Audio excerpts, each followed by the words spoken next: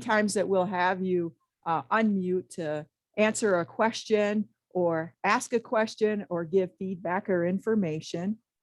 Hopefully our technology works a bit better. I know we had some difficulty the first session. Some people got booted off getting into breakout rooms, that type of thing. And I know that happens in many trainings and sessions. We don't have the answer to fix that per se, but we're hoping for a better day technology wise. So what do we have? What did we talk about last time? So we can bring ourselves back. Discovery, the roadmap. We had some resources that we gave you. Yep, we talked about that initial meeting and tips and gave you a resource to conduct that initial meeting. Manhattan, okay. Picture there. And the stool, yes, our Minnesota CE logo, right? We have, when we started last time, Josh and I and Jolene all introduced ourselves, but we have our fourth trainer that could join us today. So I'm going to turn it over to Lindsay to introduce herself for a moment before we move on. Hi, everybody. I'm very excited to be here today. I had to miss session 1 because I have an individual who completed CE and started his customized job on Monday. And of course, that has to take precedent over everything else. So I had to miss. And I will have to leave at 10 o'clock today so that he can be supported. But I just wanted to pop on and listen to Josh and Margie. I'll be manning the chat. So please chat away. If you guys need anything, I'll be monitoring that and reaching out and trying to help through the session. A little bit about me. I am very passionate about CE. I'm a supervisor of a program in Virginia, Minnesota. But part of my ideal conditions is that I always get to be working on a CE plan. So I'm both a practitioner and a supervisor. I work in both the waiver world and we are a vendor for VR. I am passionate about CE because it works, because it's fun, and because it has helped people be successful that nobody thought could be successful at competitive employment. So I'm so excited to share this with you guys and looking forward to hearing all your thoughts and feedback over the next couple sessions. Thanks, Margie. So one other piece I want to mention is that today in session 2, we're going to be talking a lot about the Minnesota CE plan. So you might want to have that available as a reference point so you know which sections we're talking about, because we're going to go in depth about how to complete the various sessions and really give you a lot of information on how to capture many of the different portions of that CE plan. So you might want that pulled up or available as we move through today's session. Next slide. We're going to start off today again with a small group activity. And in the activity, we're going to follow up on your homework. Your homework from our last session was to think about how you would conduct an initial meeting, what that phrase might be as you introduce CE to the team, what you might say, and what resources and or materials you think are important to bring to that initial meeting. So we're going to go into small breakout rooms. When we're completed with that, we'll come back and do some share outs of the group. So Jolene will put us in groups. You'll have that pop up. Click to join your groups. We're going to give that 5 minutes. We may have to give a few more if we have people having difficulty getting into their groups, just so people have time to share.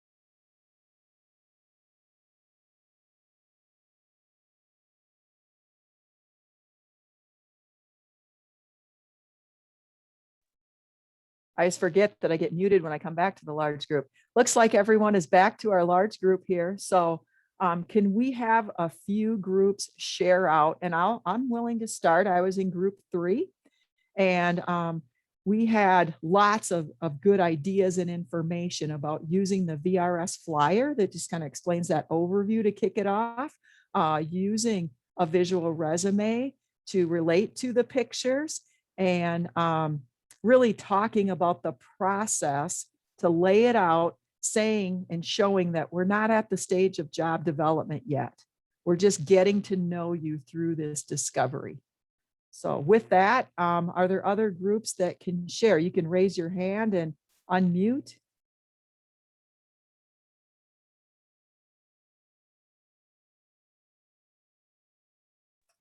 Margie, I can share from session 8. Okay, perfect. So we had a good conversation. One of the participants had a situation where he was able to talk to an employer recently. And he talked a little bit about how they support individuals and do job coaching. And I just gave him a little tidbit that coming up in future sessions, he's really going to learn how to talk to employers about how customized employment benefits them, and how that discovery really kind of ensures that we know that this person is going to be an asset to that employer. So in some later sessions, you're going to really learn how to flip the script to explain to an employer how it's going to benefit them. Other groups. I know we had more than 2 groups here. What did people talk about? We had 8 groups. We talked a lot about setting the expectations very clearly and really like focusing on that in order to, make sure we have like the client especially on board, and as well as having the team actually understand what we're doing. So we really thought that was a really key piece in our group. So perfect. I'm glad you brought that up, Nick, because as I mentioned the other day, when things go awry in the discovery process, meaning that someone no longer wants to move forward or something has happened, it's because we didn't set those expectations up front. And that's why this initial meeting is so important, to cover the aspects, to make sure that the team is on board. Now, in saying that, that doesn't mean that everyone has the same belief at that starting point. I have certainly done and gone into an initial meeting, and parents said, I'm not sure what my son or daughter can do. So there may have been a little bit of skepticism there, but they wanted to learn. And that's the important part. If you have a parent or a guardian or someone that's saying, we're not doing this, this is never, we have seen people change their minds and become more open. A lot of times people aren't sure what the person's skills are or feel like they don't have skill. And so the discovery process is really going to show that. But and we'll talk about that more later in our sessions, how revealing this final CEP or customized employment planning meeting is at the end, and all the cool things that happen and come out. But you want to make sure the team is at least willing to move forward and engage in the process.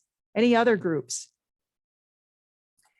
Well, we were talking about, initial meetings, and, I recently had a sit down with one of our most recent service recipients. Her name's Allie. She's really cool. I met her, I went to her house, we sat on her deck and we talked for 3.5 straight hours. And the discovery process just naturally happened. And now, now that I'm taking this class and we're using terminology, it's like, okay, well, that was the discovery process. I did bring up, so I asked her what were some of her expectations of ACE, and here are some of the things that we're going to be doing. So kind of like laying down like the plan, like you were saying, but also just allowing for there to be this, like even if it's 3 hours of talking, just like all of a sudden we were so comfortable with one another, and she was incredibly excited to move forward with us, because it was just all about like being human together for that long duration of time. But the thing is like people are subjectively different. So she was, she's incredibly high functioning. She's super intelligent. She's easy to talk to. And she found me comfortable to be around. So it was just really, really cool to watch that snowball. And then by the end of our 3.5 hour meeting, she was like super excited to move forward with us. So just Great. like, yeah. And that's what we want to happen. We need that engagement of the job seeker. And as we mentioned, this discovery process is a really person-centered process. So when you take interest in that job seeker and you're asking them questions, you're asking for their input, however, or in whatever format they can give it to you, they do latch onto you and want to engage with you.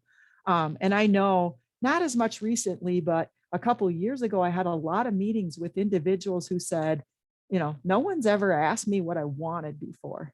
No one's ever asked me what I Which is do well. crazy. That is I know. crazy. So I hope that we're changing that, but you know, when you are person-centered, you're really going to get that engagement for the most part. There are some individuals that are a little bit harder to connect with, but certainly for the most part, many people want to see, they get excited to see you and they get really into the process because you're person-centered. You're asking them their thoughts and feelings and you're interested in them. And like I said, for some people that hasn't happened a lot before. Any other groups have things to add that we've already haven't talked about? Margie, the checklist has been mentioned a few times, but I have looked through all my paperwork and I'm not sure what we're referring to. Okay. It's called the Guide for Employment Specialists. And I'll double check the handouts to make sure, okay? That it went Margie, out. I can search for it from your Okay. last email and I can put it in the chat. Wonderful. Thank you. Okay. Okay, Josh. Hey, just a real quick comment here in terms of introducing the initial meeting and customized employment is, you know, if you have someone on the fence about it too, after you introduced it, it's okay. They don't need to make a decision right then and there, right? You can say, hey, take the materials, think about it. If what we've told you today interests you and you're willing to commit to this process, we think you can benefit from it. If you're not, that's okay. And you know, for another thing, just for supervisors as well, I mean, this is part of that informed choice. I mean, supporting your staff as well. If you get someone that's on the fence or is not really committed to doing this, we strongly recommend not forcing that situation, right? So just wanted to bring up those couple key points. Thanks, Margie. Thank you. We must add a couple more groups. Someone could share their group discussion.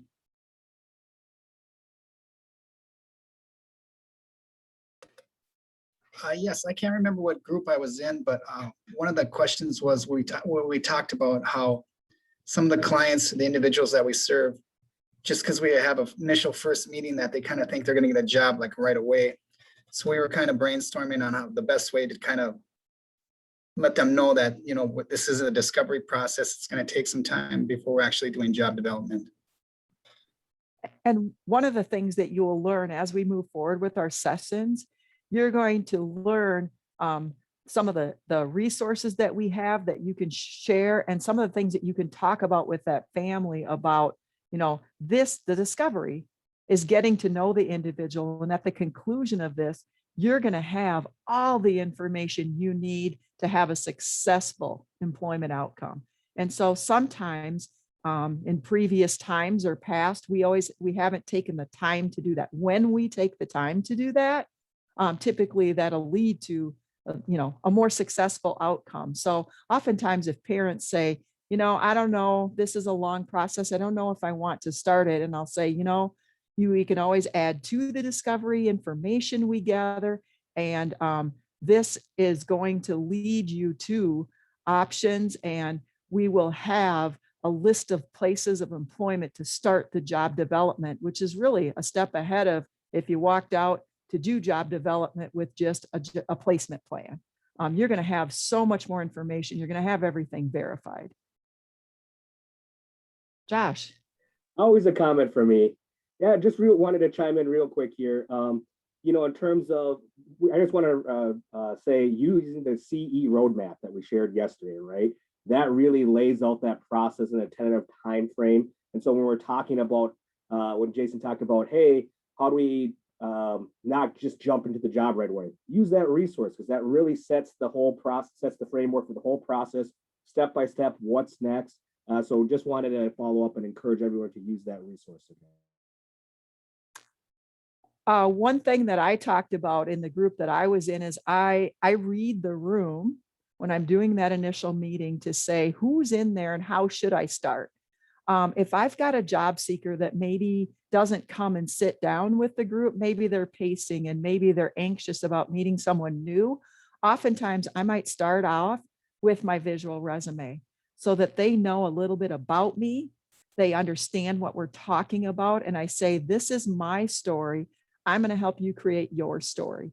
And a lot of times they really grasp that and look at it and get excited about that visual resume, even if they're not at the table or they're hearing and knowing what's going on, but they can connect to that story part, and latch onto that and understand, okay, this person's going to help me make a story or a book or photos about me. So sometimes I change up how I might approach that initial meeting based on the circumstances and what's happening. And as you get more practice and get to become more experienced as a practitioner, you will probably do that too, and be able to change it up. If I've got a group of people around a table, I'm often going to start with that VRS flyer that just gives the overview of the process, then later get into the visual resume.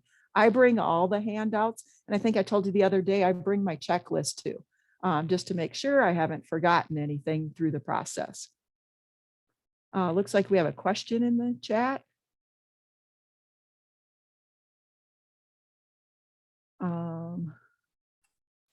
I don't see a question, but I did post that checklist that we were talking about, and it was on the day one email.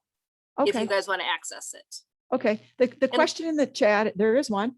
How Oh. do you address someone who does not want to get a job, but the guardian does?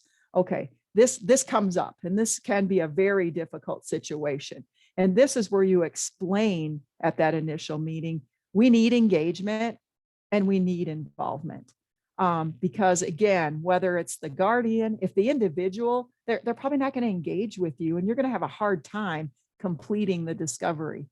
In saying that, you might want to give it a try or a few sessions. I've had individuals that don't connect with people easy. And so I've had to start off my discovery, spending time with them in something that's more social, or playing a game with them, going to their favorite place just to establish that relationship. But it sounds like you're talking about, the person does not want to work or engage. Now, sometimes that can be anxiety or fear on the individual's part. So that's why I say you might want to try engagement and see what happens to see if you can get that from the job seeker, because you need to flush out, do they not want to work at all? Or are they just anxious or nervous about either going to work, getting to know someone in this role that's pretty intimate as you're doing discovery? So you might want to try some of those things to do something real familiar, really comfortable, really fun with the person to see if that can happen. Because you don't want to just not do it because they're scared or anxious, because we see that in a lot of people. We got another question, Margie. The question is, if the individual does not want to work with you, which I'm sure never happens to you, Margie, would you change to someone else to do the process? Well, the way I would answer that is there are people that, and that's one of our questions in our Minnesota CE plan. What kind of people is this person drawn to? There could be individuals that aren't going to connect with a male, aren't going to connect with a female, or maybe there's just something that they don't feel that. And so that could be a strategy to say, is there someone that they connect with? Oftentimes I'll ask at that initial meeting if I feel or sense some of that resistance. And as I mentioned, the resistance could be anxiety too. So we have to flush that out and see. But we could see if there's someone else, or we could partner. I've done partnership discoveries where it's me and someone else, because someone else had some more expertise in areas that particular individual or job seeker was working in, or things that they did. I might partner and bring in another practitioner for some aspects of that. Anybody else have comments to that? Lindsay, Josh? Sometimes there are things with the practitioner. So we had on one of our last classes, we had somebody with some really bad allergies to different animals, and they did have to partner with somebody. And then I think sometimes cultural considerations can come into play with this. And I think that I back up what Margie said. One other thing I want to mention is after this initial meeting, we ask you to write a short paragraph in your CE plan. And we're not asking you to write all the details of the meeting. When I say a short paragraph, maybe a third of a page or maybe 5 or 6 sentences. And what we're asking for there is who participated, and you're going to set your final meeting, you're 8 to 10 weeks out in the process. So you're going to put that meeting date in there, and then the materials and resources you used. Why? Because we want to make sure that the family and the team has those materials to reference, or what did you find effective to connect with this team or job seeker. So as we're looking at that portion of your Minnesota CE plan, just write a short paragraph about that. You don't have to go into great detail about everything that happened at your initial meeting. Okay, with that, let's move on to the next slide. We're going to get into our learning objectives for today. So here's all the things we're going to cover today. And as I mentioned earlier, it's going to be those items in that Minnesota CE plan. So you're likely to want to have that available as a reference as we move through this morning's information. We're going to talk about the home visit. You putting on your detective hat and figuring out all the things, the interests, skills, and conditions that this person may have, or things that give you clues about that. We're going to talk about taking photos. You can never have enough photos. You can always sort out the bad ones, delete them and ditch them, but you want to make sure you have enough photos to put together the visual resume that you want or that works for this job seeker and individual. In saying that, we're going to talk a little bit, you're going to need to know your program or agency's policies around photos. We're going to talk about the neighborhood and community. What does that look like? And I will assure you it's very different for different people that we're working with and providing this service to. And it's really important that we gather that, because it has a tremendous impact when we get to the job development process and learning about our job seeker. We're going to talk a little bit about ethnic and cultural considerations. We're going into people's homes. We're seeing a lot of private things about our job seeker. And so we need to think about that, practices around different cultures and have at least that sensitivity as we're moving forward with our job seeker, our team, and or their families. We're going to talk about the individual's preferences. As I mentioned, this is really a person-centered process. What is that job seeker's preferences? How do we flush those out? How do we communicate those back, both in our visual resume and reflect that information in our Minnesota CE plan? Because it is all about this job seeker. We're going to talk about interviewing people who know the job seeker to gather insight and to help capture those skills, interests, and conditions. I guarantee you the different types of people that you're going to be interviewing will give you different clues to that. And finally, today, we're going to talk about writing descriptively, writing in a non-judgmental way without opinions, writing facts and creating that mental image or picture for people. So anyone reading it has the same image. So that's what our day today is going to be about. And we're going to talk a lot about best practices, and we're going to give you a lot of examples throughout the day. Next slide. All right. Well, if you we're going to jump into the home visit, which is that next step in the discovery process. And so the biggest question is, what is a home visit? And I think the best way to define that is I'm going to ask an impromptu question to answer in the chat. Are you a different person at work than you are at home?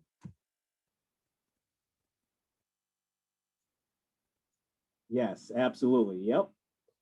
Overwhelming, of course, yes, yep, exactly. And I think that's the biggest thing is we want to learn about this person, where they're at their best, where they're most comfortable. We're all different people. We've all just said that. So this is the good stuff. This is the fun part about this process. And so just wanted to relate that to you. This is what the home visit is all about, is just get a new, different perspective about this person. As Margie said, this is where we put our detective hats on, and we're really just observing and recording. You don't have to create anything. And so going into this with just fresh eyes and ears, and going into it with the open mind as well, that's what this process is all about. Next slide, please. All right. So we're really trying to get to know who this person is, as we just said. In the chat, I just wanted to ask for a little bit more engagement. At home, can you tell me something about yourself that your coworkers may not know about? Tell us something to your comfort level, of course, but tell us something about yourself that we would learn about you at a home visit that your typical coworker or peer may not know about.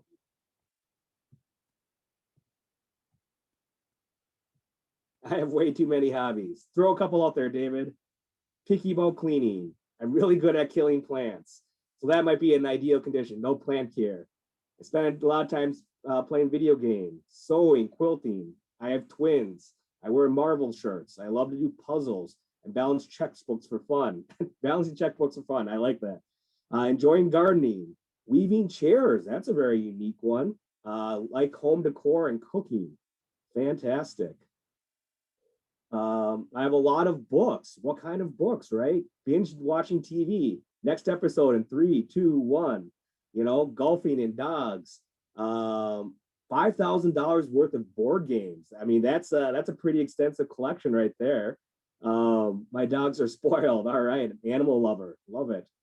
Exactly. And so, just when we're talking about all these great things that we're learning, that you just mentioned about yourself, these are the type of things that we're trying to capture about the individual that we're working with, right? And so, again, I just wanted to kind of hit home on that word discovery. You know, it really is finding something that's unexpected in the course of a search, right? We don't know what we're getting into, but we're going into that with that open mind and observing. And so that's exactly what we want when we set up this home visit. When we gather information, we want to use a lot of open-ended questions instead of yes or no questions, okay? Where did you get that? Who taught you that? One of our favorite ones, which we'll see in a second, tell me more, right? Tell me more about that. And let them answer. We want them to give open-ended questions. You're going to get so much more rich, detailed, more information, and give that person an opportunity to tell you their story. So I think that's the powerful thing about this. It's all how we set up and engage the individual. You know, part of this too is recording information. We should really just mention here, as you're going into the home visit, you don't want to have the whole Minnesota CE plan out. You want to have a pen and a piece of paper. You want to be able to take some photos or videos with their permission, and we'll talk about that in just a minute. But record information. This isn't an interrogation either as well. I think this might be a really good time to, if you take a quick moment to bring up your Minnesota CE plan. I just want to reference that real quickly here. And so we'll give you a quick moment to bring up your Minnesota Customized Employment Plan. You should have received that yesterday. I know in the chat, not everybody is able to see that. So, but give you a quick second. If you don't have that, just let us know. But it really starts halfway down page 1. You're going to see a lot of different things here. The date of the home observation.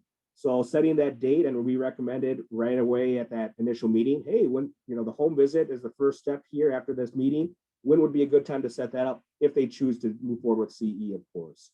What you're going to notice here is talking about observing different things, the property, what's relevant to the individual, collections, sports, hobbies, interests, right? That's what we're going for, is focusing on interest right now. So we're talking a lot about that. What we want to really emphasize, if you look at the Minnesota CE plan, there's a lot of information to gather here. We want to be kind of develop a natural flow, right? Again, not an interrogation. We don't need to get all this information in one home visit if it's not natural, right? We don't want to force things. If you're having a natural conversation and they're sharing information with you, go with that flow. If that person, you know, you're still building trust with this individual, they're a little bit anxious or maybe a little bit shy, maybe chunk this portion out, the home visit, into 2 to 3 visits, just to capture those information. Also, giving information maybe ahead of time to individuals is very helpful as well. Hey, in this first home visit, these are the type of things that I'm hoping to learn about you, and giving that information to prepare ahead of time, right? So these are all just little hints that you can use to set up that home visit accordingly. So one of the big things is, again, identifying different learning styles as well, and really how they're teaching you, how they're sharing information. You can learn a lot from them just by that engagement and interaction. And again, determine the meaning of items. Ask those questions. Where did you get that? Who taught you that? That type of thing. Next slide, please. All right.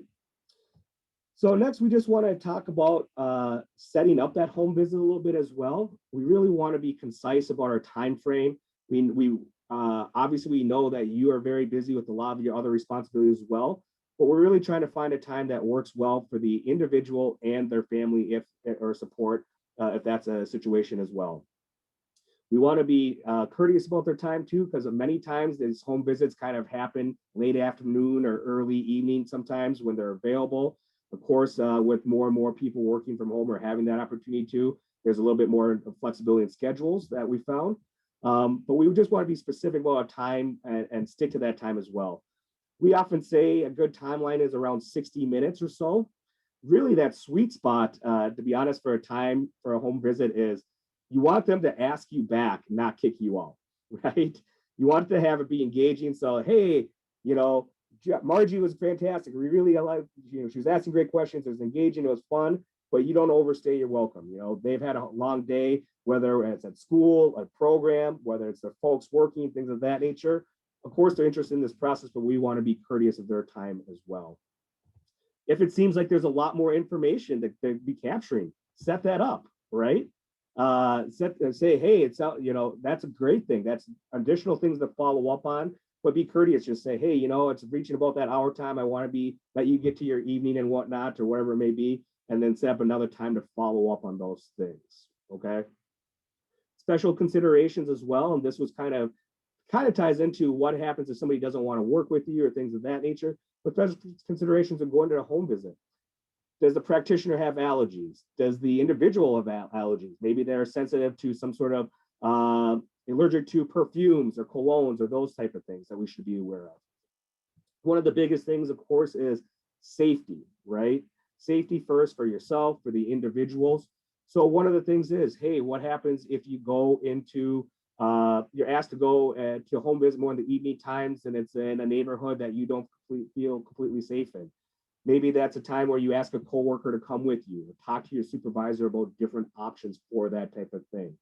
You know, if it is something where I've worked with some individuals who were abused in the past and had trust issues with a certain gender, male or female staff. And so maybe that's asking a coworker again to come in if they're still willing to work with you. And that's for your own protection as well, correct? So these are all the type of considerations. Please keep this in mind though, be respectful when you're going into their homes. You know, treat them like you would want to be treated, right? They're inviting you into that private personal space. We just want to be ultra considerate of that. You know, when we're taking photos, we're asking them permission first and foremost, especially if it's of their bedrooms and different items that's special to them. Hey, Margie, would you mind if I take a photo of this just for this purpose? Or would you mind if what about this? Would you be okay with showing me your bedroom? There are some people that aren't willing to show you the bedroom or different areas of the homes. And there's different ways to go about that and approach that too. Hey, you know, I understand that you want your privacy. Would you be willing to take some photos of some collections or things of that nature? So just wanted to bring up those type of special considerations as you're setting it up.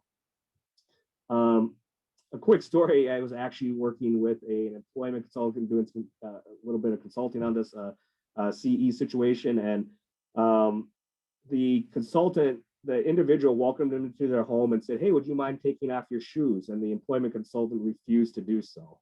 And it was just one of these things, well, hey, you know, we're again in their home, their rules, we want to be respectful. Of course, we want to be safe on our end, but it was really one of those considerations to think about. And again, one of the biggest things that we want to hit home is that we are seeking information about skills, interests, and ideal conditions. We're also looking at for things, little notes and hints of, people that are important to them, activities that they're already naturally doing that we can engage with them, right? But keep in mind, these are the 3 legs of the stool of CE stool, and these are the things that we're seeking more information about when we do this home visit. And also, I just wanted to say too, something that also can consider is we don't want anything to change. We want to see them in their natural environment. So we often get, let's say if someone lives at home still, parents might want to clean their room up, or they may want to set a stage and make it look, we want to see them in their natural environment, right? If they're not organized, if they're not really picking things up, that's okay.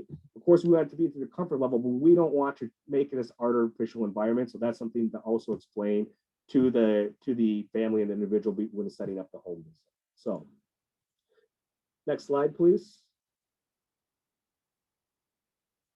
Just for a little bit more engagement here, just in the chat, can you tell me a role at home that differs from people, that differs, tell me a role at home that people may not expect from you at work, your colleagues and your peers. What's something, a role at home that you have that that your colleagues may find surprising?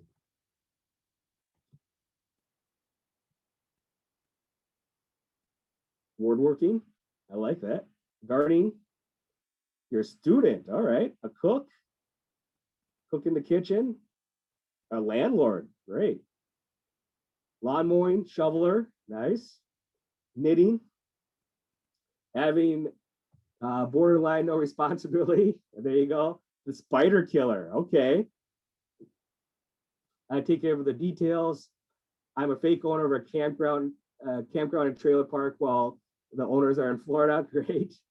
Chalk art, no responsibility, bills, dog walkers. So even asking this opening-ended question to you, what is your role, right? That somebody may not expect from you. You're getting a huge variety of information, right? And through these answers, we can ask, tell me more about gardening. Tell me more about you doing chalk art. Tell me about spider killing. How often does that happen, right? So thanks for that participation right there. But I really, again, using open-ended questions really is a powerful thing when we're engaging in this home visit. So one of the things we want to talk about is doing the home visit virtually. Obviously, with COVID-19, our world, our individuals, the people that we're working with, everyone's world is flipped upside down. And of course, we've adapted that to the best as possible. That we always strongly recommend and encourage to be as much customized employment be done in person. But obviously, we've had to adapt to the times and make these accommodations as well. So the home visit virtually, of course, can happen, but it takes a little bit more thought and consideration to set up oftentimes. And certainly we need to make sure that that person has access to technology, right? And is capable of using it and or has assistance setting it up and operating it where that person's engaging, okay? So that may be a consideration when you're bringing that up, maybe at an initial meeting. It depends on your organization's policy and comfort level, to your comfort level as a professional, but also as your organization's policy when it comes to COVID-19 restrictions, and clearly the comfort level of the individual and their family as well, or let's say they live in a residential home. So one of the big things is finding you are the facilitator of this process. So asking, well, do you have Zoom? Do you have FaceTime? Do you have another forum, Google Hangouts? What is that forum that we can connect on? You're the one that's going to be, after we can figure out a way to connect, setting up those appointments, right? Sending out those invites, making sure that that's all set up. It doesn't go picture perfect. Sometimes if you're looking at my screen, we get people that, set up their screens like this or that, or not always the best shot, but those are things that we can work with them and through. One of the big things is, of course, during a virtual home visit, having them take some photos. It's a very awkward sometimes. If it's easier on a phone sometimes to get a tour of the home versus a laptop, but you can also substitute by asking them to take photos and videos ahead of time. Or if you're talking about the home visit, again, getting some photos of things is very helpful. So just setting that up. If they need assistance too, identifying somebody that's in their support that can support them, whether that's a family member or a staff member or a friend, whoever that is, that can help with that as well. And again, it's just super important that this isn't an interrogation, that we're engaging with that job seeker. We're giving them that time to share information and answer the questions you have, to ask those follow-up questions. That's super important. So again, the home visit is something where you can capture so much rich information, but it's really up to you to be asking those questions and getting those answers. And again, we encourage you to use those open-ended questions. So with that being said, we just want to, next slide, please.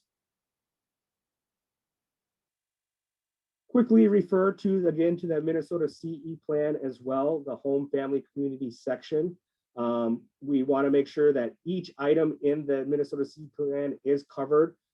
Part of this whole document, it's a professional document, and nothing should have NA. Nothing should be blank in this. We should always have a response. We should always have, or an effort that you try to collect this information.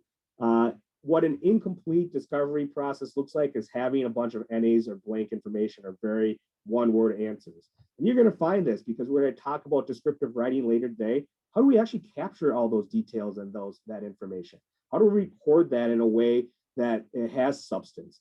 And you're going to find when we introduce descriptive writing, it's pretty easy. I mean, once you get the hang of it and start to utilize it, all of a sudden, maybe an answer that was a couple sentences turns into a couple paragraphs. And it's a really fantastic way to, again, identify those skills, interests, and ideal conditions. So, but again, refer to the Minnesota CE plan, see where each of the things that we're asking of, whether it's those home observations, identifying those interests, those hobbies, those collections, all those different things that may be important to that individual. Next slide, please. So for the next portion of time here, we're going to do some practice scenarios. And we're going to be pulling up some photographs with items in them and noticing some things about that. So we have several of those coming up, and I will watch for the break to make sure we take a break at 9:30. So with that, next slide. So what I want you to do, there are two different photographs up here in front of you. I want you to focus on the first picture on the left. So if you can go ahead and put in the chat an item that you notice and what open-ended question you could ask to follow up and learn more information about that. So we'll have you go ahead and put it in the chat. Item that you notice and what follow-up question you could ask to get more information about it. So I'm seeing trophies. How did you get the trophy? What kind of sports do you like? Outdoor Life magazine. How long have you had fish? What do you use the gloves for? What are the fish's names? How do you take care of the fish? Great one. Do you like fish? Outdoor Life. What do you like to do in the outdoors? What kind of books do you like to read? I see you have some sweet gloves. Tell me about them. Books. What kind of books do you like?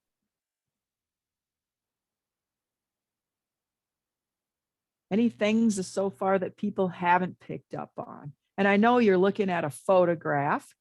And so if you were in a person's room, it might be a little easier for you to get close to the item and you might know some more details about it. But I'm providing services virtually right now, so I am having to go off picture. So this is good practice. Kind of water flavor do you like? Yeah, someone noticed the bottle of water. Are you saving money for something? Someone noticed the piggy bank up there on top shelf. The picture hanging up, who is it? So as you're asking follow-up questions, you want to try to, and you'll get better as you practice this, ask them in a way that they have to give you more than a one-word answer, okay? So that they have to give you a little bit more detail about what you're talking about and what you see. Any other things that people notice there? Now, some things that you, additional things that you might ask is, gee, I notice a fish tank. Who takes care of that and how do they do that? More information about the care of those, right? Because we see some fish food there. Another thing that you can ask is ask the individuals to help show you how to do something. So those are great learning experiences for you to see how your job seeker organizes information, how they collect the items they need and put them together, and how they carry out that task, right? You can learn a lot from that. And yeah, as we talk about a home visit, we do ask to see people's rooms. And the reason that we do that is that's their personal space. And oftentimes, this is where you're going to get those clues to their interests as much as their skills, right? Because if they say, I take care of my fish tank and I clean that on Thursdays, that might lead you into saying, well, I would like to do an observation of that, or something you could follow up with when we get to the next sections of our Minnesota CE plan. But this is a chance for you to really dig in, do some observations. Now, let's say that you didn't have sight. Okay. I want you to go ahead and put in the chat, what are other things you could do to gather information about an area that perhaps you didn't see? What could you do besides taking photos? How could you ask, or what questions could you ask to capture this information?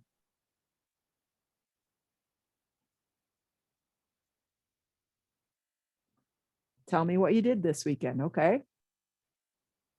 What would you do in your free time? Perfect. What is your favorite thing in your room? I like that one. Ask questions about items in your room. You might ask questions about, tell me what's in your room. Once you got some of that response, you could say, okay, you have a desk. Could you describe some of the items that are on your desk? What are their hobbies? Good one. What are your favorite things to do? You could ask someone to tell you, about maybe their bed, or tell me what hobbies you complete in your room. You might get an idea of collections or things, or you could just ask, tell me about different things you collect, or tell me about your closet. Sometimes I've noticed that people have put things in their closet. Do you help cook in the home if living with parents? Do you play sports? So good questions. And there may be places in the home that you might not get into or have access to. So, or again, this might be something if you're providing services virtually, those kinds of questions you could ask to gather more information. Okay, let's move on to the photo on the right. Again, identify what you see and then tell me an open-ended question you could ask to get more information. What caliber is the rifle cartridge? How often do you shoot? What is that one? What type of music do you like? I would say that's based on the beats there. Purpose, what is that multi-purpose hand tool? Great, somebody noticed the hand tool. And sometimes we might not even know what something is. We can ask a follow-up question about, tell me about that black speaker there that's on your desk. Have you ever been to a concert? Good one. And kind of to get back to those rifle casings could have a lot of meaning. They may have saved that because it was the first large deer animal that they killed. They may have went to a military funeral and that was the cartridge that was discharged at grandpa's funeral. There might be some connections, and asking those follow-up questions, you're going to get a lot more of that information, right? Okay, who is this person? Obviously, this is someone important to you. I thought the black speaker was a tumbler cup. Okay, so maybe, so you could ask, tell me about that black item on your desk there. But this is the way, by asking these open-ended follow-up questions, that we're going to get these details about their interests and things to follow up on. Another point I want to quickly bring up here is that you may see something. Let's say that you saw the rifle casing. Now, that might not be from that individual. It could be someone else that perhaps was important to them, or maybe somebody just handed it to them and it has no relevance or no importance. That is why you're asking the follow-up questions to determine, is this a true interest? You do not want to assume because you see something. I notice this is the desk in both pictures. Yep.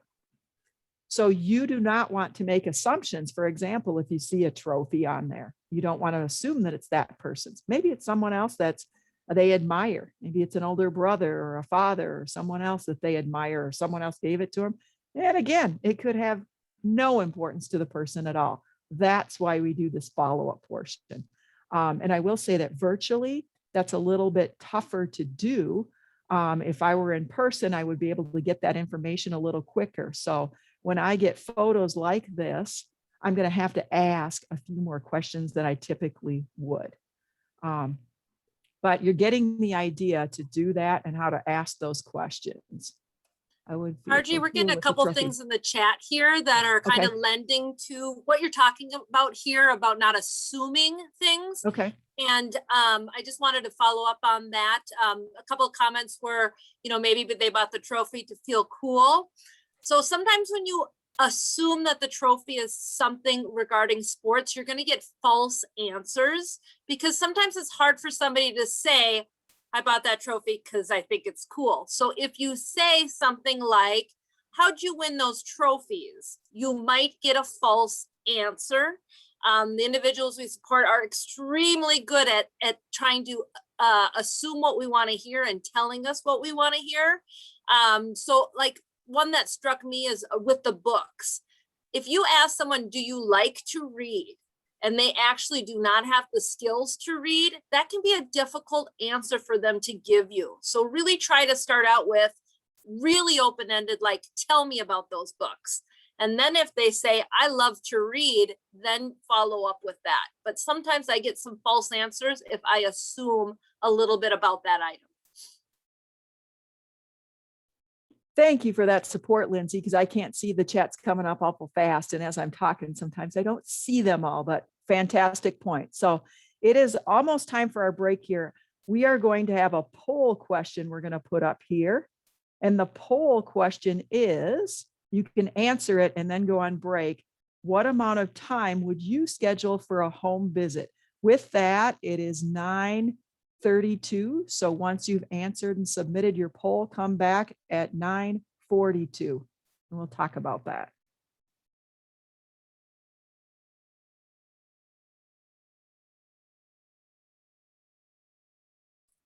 If anyone has specific questions during the break, I will be monitoring the chat during the break.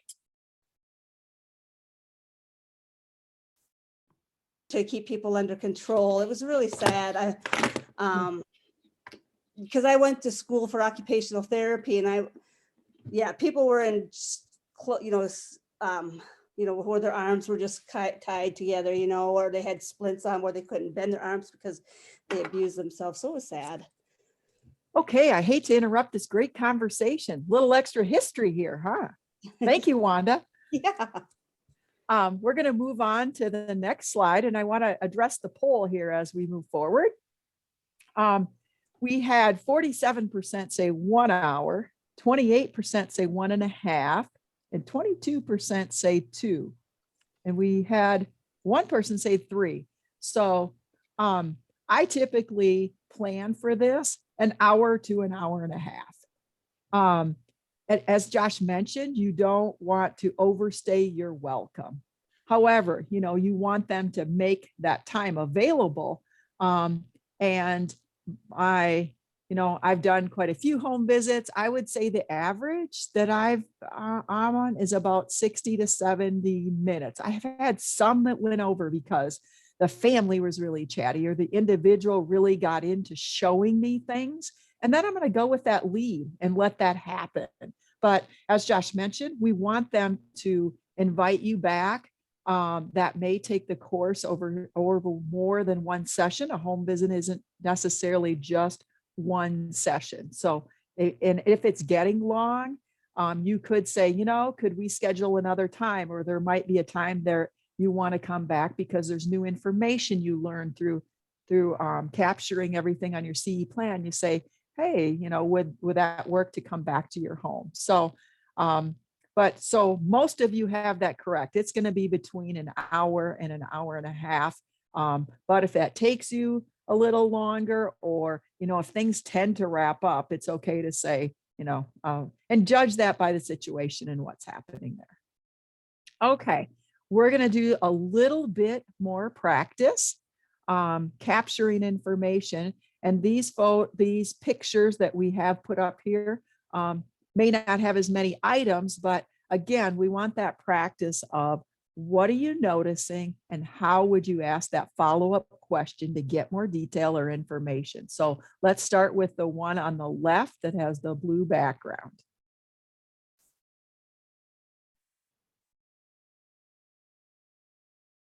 Tell me about your photos. Great. Tell me about fishing. A lot of fish pictures there that are up on that board, aren't there? What kind of lakes are there? What kind of fish are they? Who do you enjoy fishing with? Now, that might be a one-word answer, might be multiple.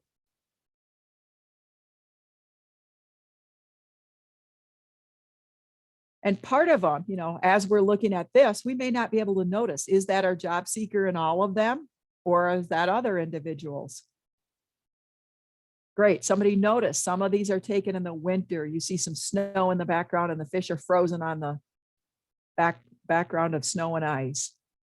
What is the biggest fish you've caught? Now, I see one that says, do you have a lot of gear? That might be a yes, no, but a follow-up question you could ask is, tell me about your fishing gear. Another one might be, show me your fishing gear. If you determine that that is in fact your job seeker and that they are in the photos and they do a lot of the fishing. Anything else that people notice here? How do you get the fish to bite? Get into some baits, or what kinds of things they're using to catch them?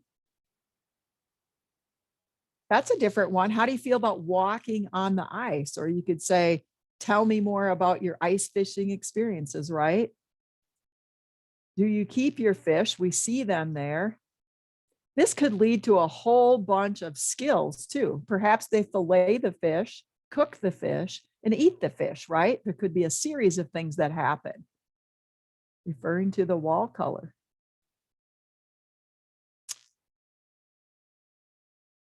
How did you get into fishing, or perhaps who taught you that?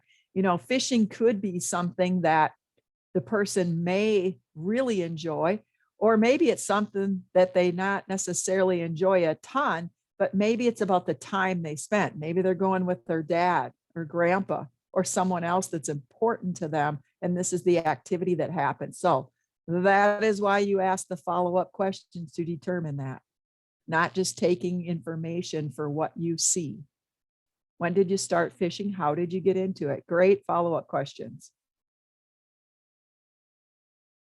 I don't think anybody asked about there's a little purple ribbon. And actually, to be honest with you, I'm not sure what that purple ribbon is about, but I would probably ask that. Muskie. I can't see the photos well enough to know that. But. So you can see you're getting the hang of that, the follow-up questions. Let's move to the photo on the right. Oh, the ribbon says muskie. Got it. I'm a little slow this morning.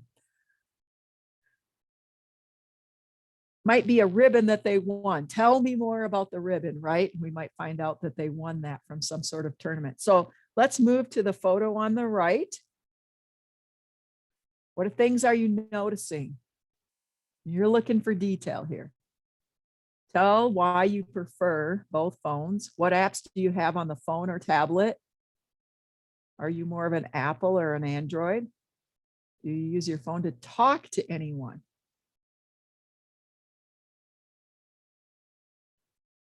What kind of apps or games do you play on your phone? Which phone do you use to make calls?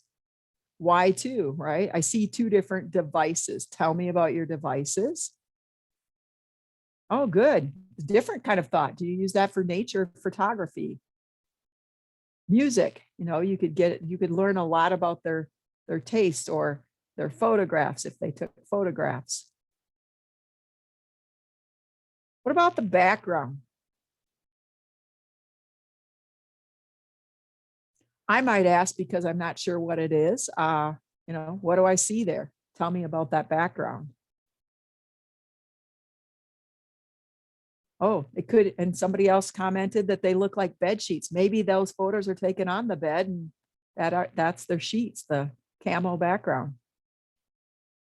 Okay, so you get the idea. This is a way to focus in on the details and to hopefully capture some interest and or skills. Again, if you ask them to show you during this process, they might be demonstrating those skills. You could perhaps even take some photos of those skills. Maybe they like hunting or other animals beyond fishing. So you might be noticing some larger scale things here with fishing and hunting and outdoor, right? Because this is the same individual. Okay, with that, we're going to move on to one more set of these, just so you get lots of practice. All right, yeah, let's keep this going here. Again, just a little bit different of a situation here, but let's start with that photo on the left. What kind of things do you see, or what kind of things do you see and questions that you can ask? Same thing. Photo on the left of the actual bedroom. Singing the Pokemon theme song. I like it. Do you like Pokemon? Tell me about the bowling pin. Yep. What else do you see in that room that you could be asking questions about? Tell me about Pokemon. Have you been bowling? What do you like about bowling? And who do you bowl with? Tell me about those cat figures. What do you think about cat statues? I could probably get someone a job just based off of cat people, that connection right there. Amazon box. What do you like to buy and shop for on Amazon? The object on the wall. What is it? I love that question. You don't even know what it is. Hey, what is that? Taking that interest right there. Do you like putting activities on the calendar? Aaron, I really like that you saw the calendar. What's on the calendar? What are you doing? Right? What's your schedule? What's your routine? We'll talk about that later. I know it's the bright colors. What are your 7 favorite colors? I like that. Love that question too, Sabrina, right there. Makes it personable. Are those energy drinks? What are they? Yeah. Which ones are they? Tell me about the softball and baseball. Fantastic. These are all great questions. What kind of drinks are those? Maybe where do you get those drinks, right? How often do you drink them and how many? Could be one of those natural ideal conditions that they always have to have their energy drink sometime. What's your favorite part of the room? Ooh, I love that question, Emily. Fantastic. Tell me more about the laundry. Need to be cleaned in? Need to be put away? Yeah, that's great. Fantastic. I love that you said that, Rachel. We just don't want to make assumptions about it. Is this clean? Is this dirty? Right? So let's just ask them about it. What do you like? What do you like to do at your desk? Yeah. What's in the cubbies? I'm glad somebody brought up the cubbies. It's one of these things you see cabinets and cubbies. Certainly we can ask, but that's a personal thing too. They may have personal things in there. So of course, but we always want to ask opposed to just assuming that we have access to those type of things. Do you enjoy clothes? Where do you get your clothes from? Exactly. So one of the big questions I always that I haven't seen a lot is also when or how often do you do these things, right? So that's another great question. How often do you bowl? How often do you get your energy drinks? When do you do your laundry? Those type of questions are always impactful as well. So let's go to that right-hand side here about the buttons. We see a collection of buttons. Just based off of the buttons, what questions could we be asking? Take a deeper look here. So taking a look at the buttons, what questions could we ask about those buttons? Tell me what your favorite button is. Yeah, where is this button from? What is the team axis? Have you ever thought about framing those? Very cool. What button has the coolest story? I love that question. Exactly. Tell me a story. I think that's part of this is all these different objects. This is why people collect things and have things. It tells a story. They have memories attached. They have meaning. What does the 520 or 525 mean? What makes what makes you interested in buttons? Are those robotics? Is the Tigers a team? Tell me about it. Yeah, I love Kelvin and Hobbs. I love somebody noticed who that actually was. That is definitely Hobbs there. Exactly. These are all great questions. And so, as you can see, even one photo of a collection, we can have 10, 15, 20 follow-up questions just by a little bit of an image here, right?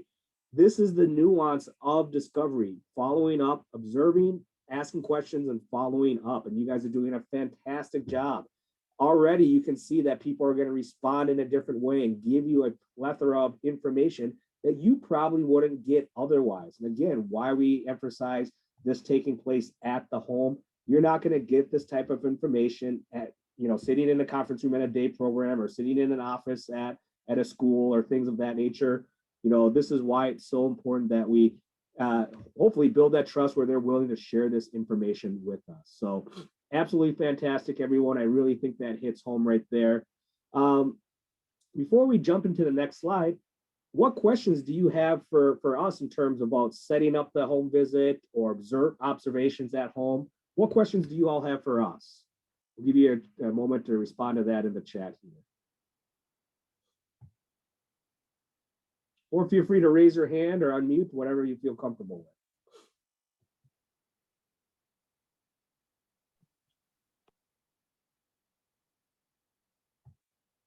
Have you ever been in a home where you need to walk out because the smell is bad?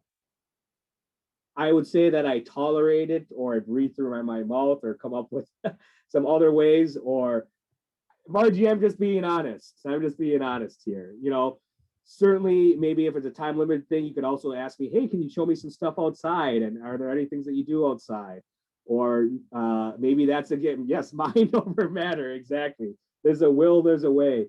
It's certainly a very valid thing to bring up. And I don't think you're going to run into it too often where it's going to be so bad that you're not going to be able to continue. But again, maybe that is a factor that you need to consider for sure. In the time of COVID and wanting to be social distant, what tips do you have doing discovery pictures like these virtually? I will talk about that on the next slide. That's a great question to ask, but I'll touch base on that literally on the next slide here. Any pointers when you're doing a home visit with individuals who are nonverbal? Show me, point to me, right? What's important? People still who choose not to speak or have limited verbal speech, they still can interact. They can still point. They can still express. They can still show you what's important to them, what they naturally gravitate to. And again, I think that is actually one of the cool things about this is that they're able to communicate with you and you learn about this communication. So great situation, because I was actually working with a gentleman who, very similar, he actually had, he could speak, but he was very limited because he couldn't speak clearly very often. So he chose not to speak oftentimes. At his home visit, we went there. He had a movie collection of probably 300 DVDs of different genres. And we were having conversations with him by asking questions and which ones are your favorite. And he would say like Transformers, and he'd be like, Autobots, he would make the different taglines and say different things in short bursts. But then one of the funniest things was he showed us his closet, and in his closet was a whole arsenal of Nerf guns. I mean, we're talking about if this was just straight out of some movie of doomsday apocalypse, like, where they have a weapons wall. I mean, they weren't real weapons, but they're literally posted up on the wall with Nerf guns and clips and things like that. And of course, it's just like, he loves action. He loves those action flicks, right? So again, a great question. People are still able to show you the collections, still point out things that are important to them. We still were able to connect with this individual and build this trust. We actually learned that's how he likes to communicate. So when we were talking about other things, we would use Google and images for him to communicate and show us different things. And so fantastic question right there. Have you ever had any issues with virtual home visits? We have at my company, what if it is not possible? Again, those are the conversations you have when you're setting up the meetings, if there are restrictions, if that you can't connect. does this person have technology so we can do customized employment virtually? A lot of this too is, again, if they have access to the technology, if somebody can assist them with it, or but also is setting up where you can maybe not do everything all at once. Maybe it's doing a couple homework assignments. So instead of a tour, if it's a laptop, maybe you can set a meeting up, talk about the home visit, the different aspects of it, but then ask, hey, for a first assignment, would you mind taking a video tour with your phone of your home, of things that are special to you, and can you send that to me? Things of that nature. Or maybe you have a shared drive where you can share that information more easily and readily.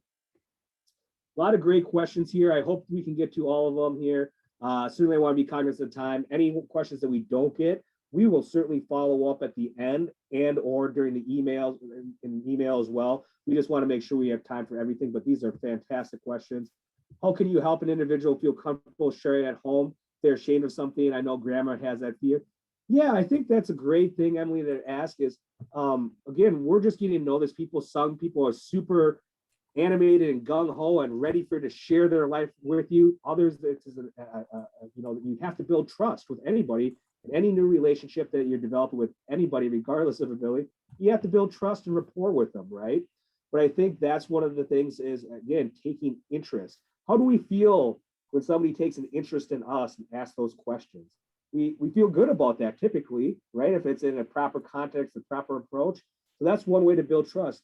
Just what are you interested in? Judgment free.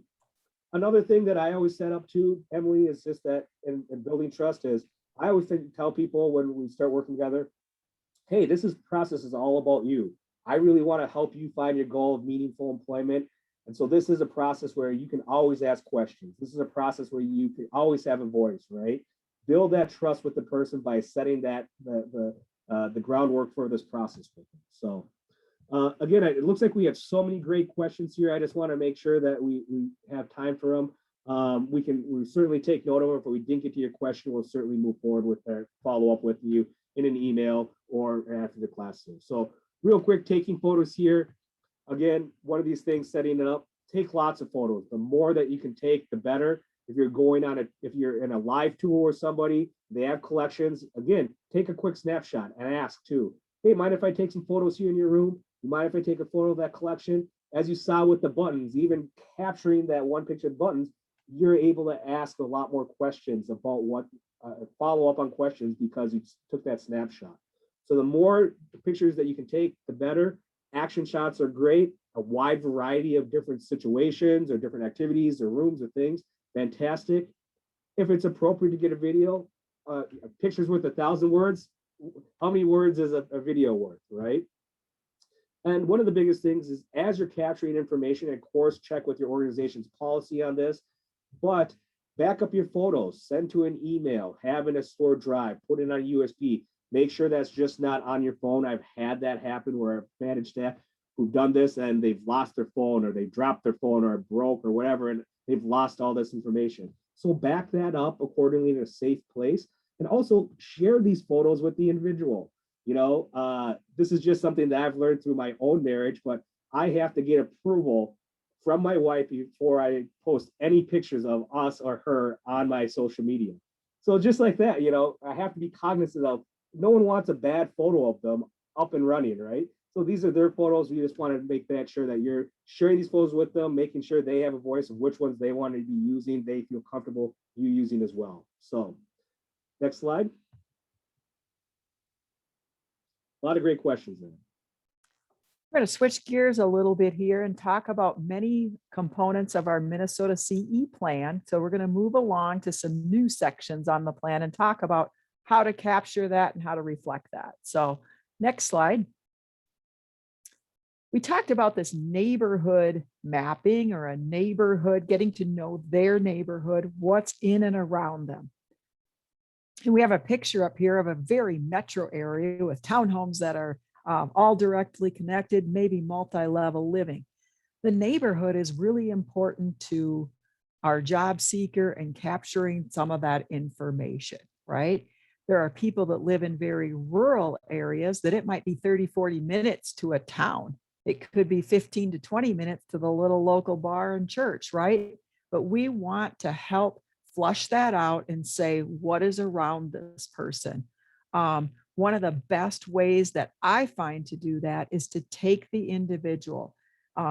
You'll see in our Truman plan, we go on a bike ride with Truman because he bikes his neighborhood or community to get in, to gather this information. Many individuals I can take on a car ride and say, show me your neighborhood or show me places you like to go or places that you frequent. So that's a good method in doing that. You're going to learn how they plan, organize. Do they know where they are? Now, I know someone's going to go ahead and ask, what if they don't use words to communicate? What if they're primarily nonverbal? How is that going to happen? I still typically take that person out and ask them to show me things. Many individuals will point to things. I had a young woman who would tell me where to turn. Okay. She would say, turn here.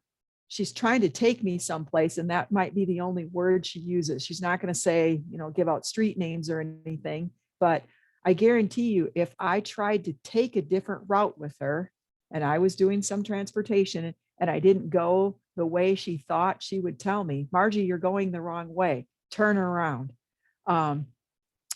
Just like our phones do to us sometimes. But that's a good way to determine, do they know their neighborhood? What do they know? What are they cognizant and aware of about their surroundings? And what does that look like?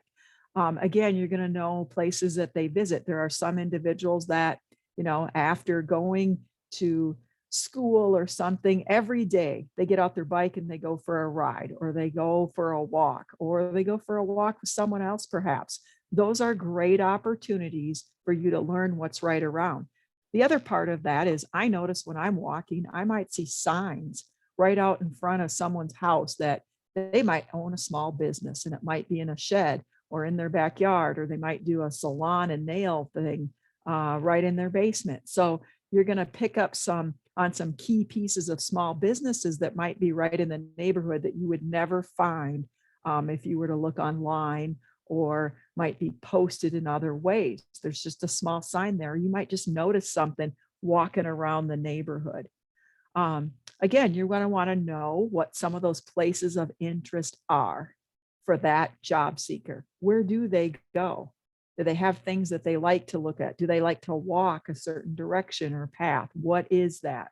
And there might be some rationale around that. Maybe they talk to someone on the way, or maybe they see a certain pet out in the yard. What is it that drives them to do that? I mentioned business opportunities. You may see that sign, but this is important information to capture and give us a little description about. It'll help us in job development, but it's also going to help us figure out some of those interests, things they're naturally drawn to, or again, how they perceive their surroundings and what's happening. Transportation, we do need to address that and talk about it. And not just that mom and dad are currently transporting, but we need to talk about transportation with that team to figure out what will that look like, not just for our discovery process, but as we begin to search for employment, as we secure employment, what options are there? Is Lyft an option? That is a new option for many individuals. Are some individuals going to be using some kind of dial-a-ride if they're in a smaller community? Is there a neighbor or a grandparent that helps transport and will be doing some of that? You want to be able to figure out some of these pieces ahead of time. And as you look at your Minnesota CE plan, so we are on section 2 now, about a third of the way down on the plan. Identify what some of those places of interest are under community resources, what some of those transportation pieces are, and if there are neighbors or people that they connect with, and what those are. Next slide.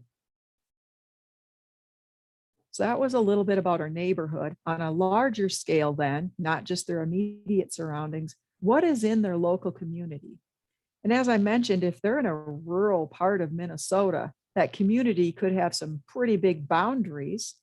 If they're in a very metro area, that community could have some smaller geographic boundaries, but there could be a lot there. I try to spend time with the person in their community, again, to figure out what's happening, to see where they go, to see who they interact with. boy, if they go to a local gas station once or twice a week to buy chips and a pop or get some sort of treat, they probably know the cashier. The cashier probably knows them. That might be someone that I want to interview. They're going to see that job seeker from a very different perspective than family and team members will. Do that follow-up interview. They may have a champion that's in their community that they see occasionally that might be someone good to invite to that final CEP meeting. They just may be a good advocate, someone they're with. The way I ask, how and when are they accessing the community? That could be, church. It could be local groups they belong to. It could be sporting events. Those again are wherever they're frequenting, wherever they're going to. Those are places that we might want to do observations to capture information about them and to see that participation or engagement in their own community. And once we get to life activities, we'll talk about how to conduct those. But that's the type of information that you want to capture and put in that plan on that second page, about a third of the way down under community description and businesses. Tell us what's that like. Tell us what businesses are there. Some cool things that have happened as we get into this is they may live in a really rural place and there might only be a bar in town. Most little towns even have a bar. If they have a bar and a grain elevator, that can be the case. But maybe that individual goes there every Wednesday night, buys a hamburger and plays bingo. Is that something we're going to want to see? Yes, probably. We're going to want to engage with that to see how that goes. So the community, how they access it is really important, and we want to capture that.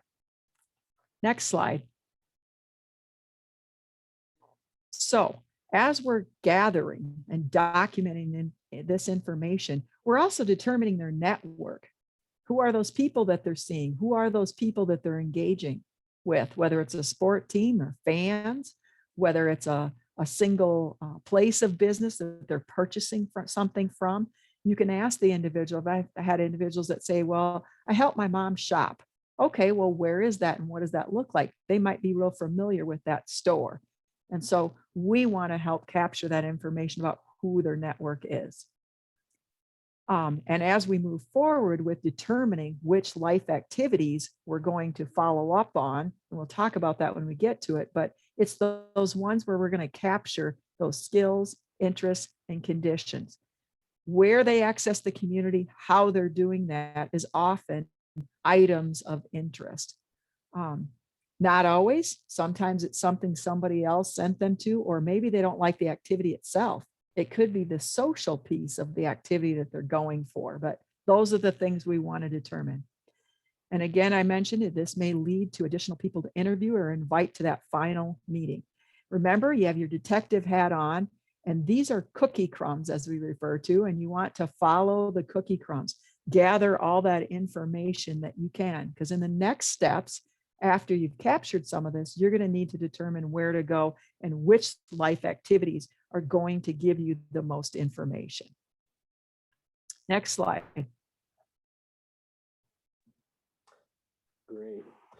Well, continuing the conversation here, we also wanted to touch base on the cultural and ethnic considerations during discovery. I think it's a very important topic to be talking about for considerations, but also to be excited about too. So real quickly in the chat, if somebody can, everybody can put their definition, what is culture? Throw in your definition without Googling what is culture.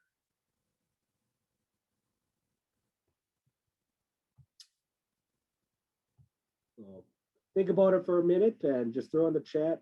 What do you think of, and it doesn't have to be a full definition, but what comes to mind when you think of culture? Background and values of a person, community, shared beliefs and customs, a set of values, what you identify with, a way of life, family, community. I love the way of life, values and beliefs, values you grew up with. Yep. Community beliefs and traditions, a little background, things that make our families relate to each other, personal beliefs and values, rituals. Great. See some more come in here. So one of the big things with culture is, obviously we want to be considerate about things, but we should also be excited about it. I think that from a very genuine approach, why did we get into this field. We like working with other people, right? And getting to know people and helping them achieve their goals. And so I think even though we want to be considerate about things, it's our approach in doing so, right? We should always be going into it with the intent of learning and understanding and genuinely taking an interest to build that trust and rapport. So as much as we're taking in cultural considerations to make sure that we're being, we're not being offensive or we're understanding things of that nature, I think it all really stems from that approach of being genuine and taking an interest. Because when you ask questions in a genuine way, it's not offensive, right? Or it's most likely not going to be interpreted. Can you tell me more? That's really interesting. I didn't know about that about your culture. Can you tell me a little bit more about that, right? So there's always that approach to how you're doing things and trying to connect with people.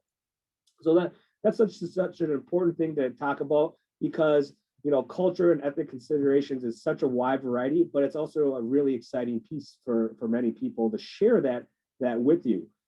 Truman, we talked about having a Native American heritage, things of that nature. There's a lot that we're going to learn about him going through this as well. One of the things that I always like to take and honor is that there's so much more. We had a lot of great things being talked about in terms of the beliefs and values and things like that. And we like to say that's kind of the tip of the iceberg when we think about culture. Things that we can take a little deeper dive in is talking about their food, their flags, their festivals, maybe their fashion, the music, their dances or games or crafts, literature, things of that's important. Those are things that we might see in their homes too, right?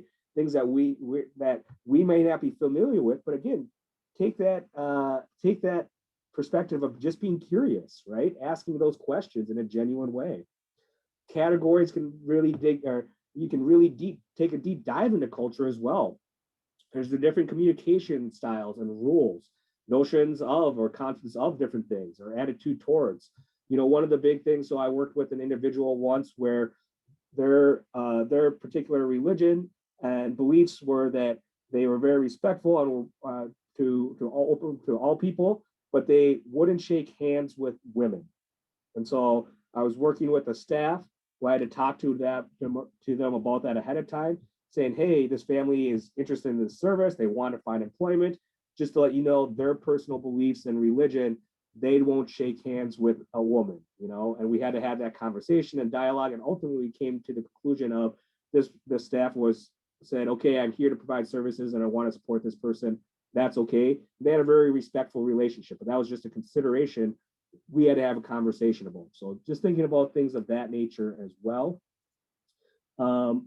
Also, there's other things that are some of we talked about the communication and style and rules.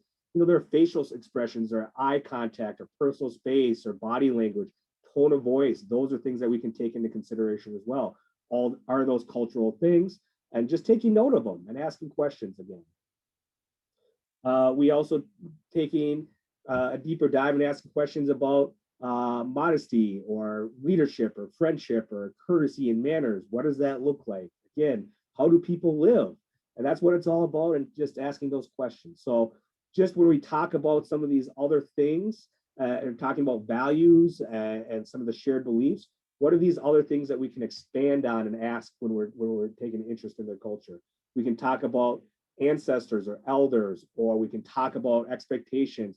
How about religious holidays, right? Or cultural holidays? Those may be very important to take into consideration when it comes to supporting somebody at a job, whether that's an accommodation on the job or just thinking about maybe religious holidays that may not fall into the normal, quote unquote, typical, I should say, holidays of like winter holidays of Christmas or something, right?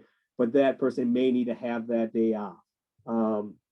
I was working with a young person that was willing to work anytime but Friday night because of religion.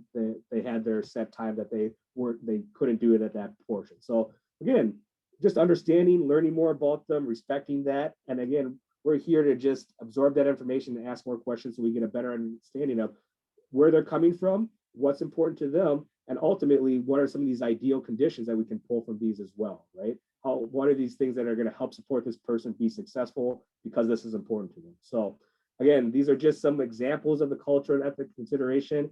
Certainly have this conversation with your supervisors, with your peers, and go into it, because again, I think a lot of people, when we bring up culture and ethnicity these days, kind of around their back heels a little bit. Oh, can I ask these questions? Should I ask these questions? I want to be sensitive to this. But again, it comes from that genuine place of asking. And so just wanted to throw that out there. So next slide, please. So how are communication needs, wants, and interests? We want to talk about that communication, really their preferences about that. Again, if you remember in the chat, who can remember from yesterday, we had a cycle of customized employment and with a bunch of different arrows, and in the middle, there was a consistent. Can anybody tell me in the chat what that middle topic was that in that chart of the cycle of Minnesota or of customized employment? Does anybody, and it had discovery? Well, let's see if we have anything. Emily, absolutely. Verify. Steve, absolutely. Joe, verify. So here's something that we see quite often is, hey, we have this information already. We have this in our notes and records. We have this in a section, so maybe we'll just copy and paste. No, we want to verify this. This is part of the process. Yes, a lot of this stuff may be true in notes and other things in records, but we want to verify it for ourselves because we are going to articulate in our own way how these people, how we communicate with them, what their preferences are, right? Those are the little nuances. And again, I've yet to meet somebody who has limited verbal communication or who's mute that doesn't communicate in some other way. So here's a great example. I was asked to come in to do a consult and just with a talk about customized employment and work with an individual and kind of just to get to know them. And doing an observation at school, the teachers were kind of focused on maybe the negative behaviors that are going on, the physical reactions, and it was very interesting observing because I saw a teacher try to interact and they were giving this person directives and this person flicked them off and kind of spit on them. And so that's what they focused on was this quote unquote behavior. And then another teacher came up in a calm way and gave this person options of what to do. And this person then will respond in a more calm way. And so what did I learn there? One, that this person can communicate because they clearly like one person and one approach, and they clearly don't like the other, right? And so those are the nuances with communication that we want to be aware of. Don't just say they're nonverbal. Don't just say that they communicate in this way. Describe how. Another way, hey, this person uses visual aids to help learn or communicate. What questions could we ask with that? Who helps with that? Who creates these visual aids? Are there samples of that, right? Another very important thing that we want to talk about is asking that person how they want to receive feedback if we ever have to. This is super important. None of us like to be embarrassed in front of other people. None of us like to be told what we're doing wrong, right? There's always an approach to that. And I was working one time with the staff on another consult on a CE situation where this individual is getting quite upset at the employment specialist helping them when they received a job and they're on the job. Long story short, what ended up happening after getting more information was this employment consultant was trying to give them corrections on the job next to their peers, and they didn't want that. And really, they discovered the best way to get the feedback, and this was just learning from them. Hey, I'm embarrassed, so can you make notes and can you give me this feedback in private afterwards? You know, can we have a debrief meeting after this so I can get that feedback because I want to do it correctly. So again, there's different ways that we learn too. As we're not at the job yet, certainly there's activities, right? And maybe we learn that through observation. How do they respond differently to different feedback and the way people communicate? So again, communication, everybody communicates in a different way. These are the nuances, these are the details. But again, we want to verify these communication methods and preferences with the individual, and that's an ongoing process throughout this whole CE discovery process, okay? Any questions about communication or anything of that nature? Just wanted to open up real quick for any questions. All right, that was a quick response. So somebody must have had a question in the queue there already ready. How would you document a right if interviewer states they can read, i.e. books in the room, and they love to read in a ton, but later on you find they are unable to read? Minimum sites, words, show me. Okay, yeah, great. Well, actually, I just literally ran into this during the discovery that I'm currently doing. This gentleman was He's very into 3D printing. He's very, very, when it comes to the topic matters that he's interested in, he's very knowledgeable and he learns. And so I had this assumption, just how he talked and he interacted and how he had this in-depth knowledge that he had some level of reading, right?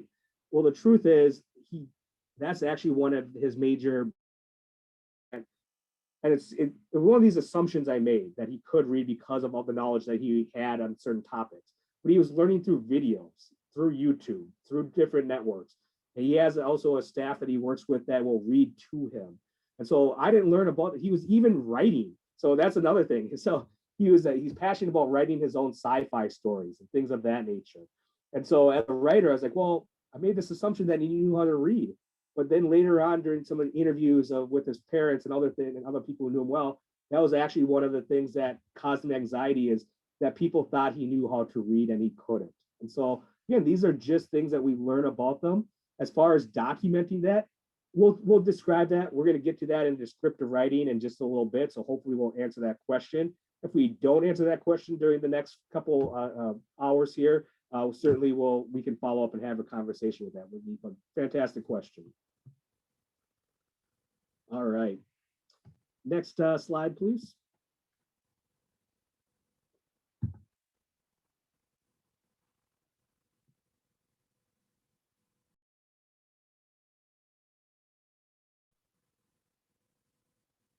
Marjorie, I think is this one still me here? I had it as you. Apologize if it is. That's okay. I can talk. No, I apologize. It is me. Hey. All right. Apologize, everyone. So again, yeah, we're just talking about communication preferences. We want to document that. If you can refer to your Minnesota CE plan, why don't we do that? Just bring it up real quickly here. We do have a place for that, and that starts on page 2. And so I'll give you everybody a moment to bring that up.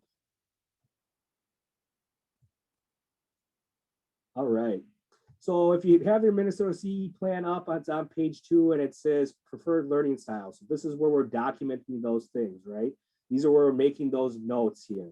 Again, we're going to talk about descriptive writing, so how to capture that information, and we're going to get to that later in this session today. But how does this person communicate? What do we need to know?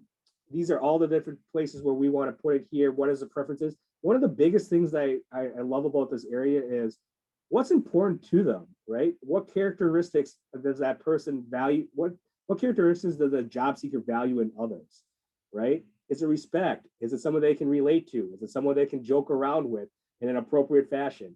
Is it a male or female? Is it someone who's outgoing or quiet?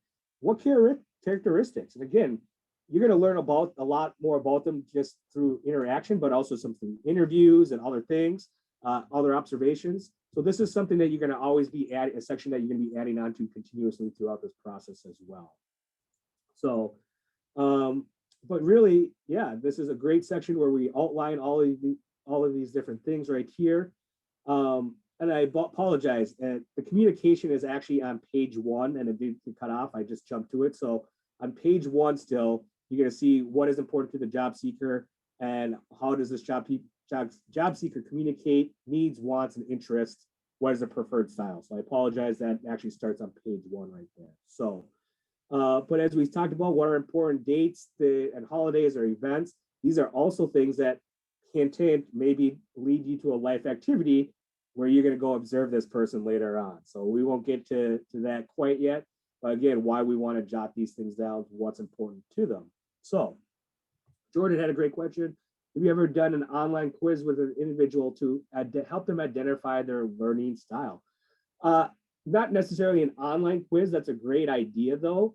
I have done different things where it had worksheets of different preferences to give them some more concrete things, inside or outside, morning or evening, things of that nature, and that has been effective.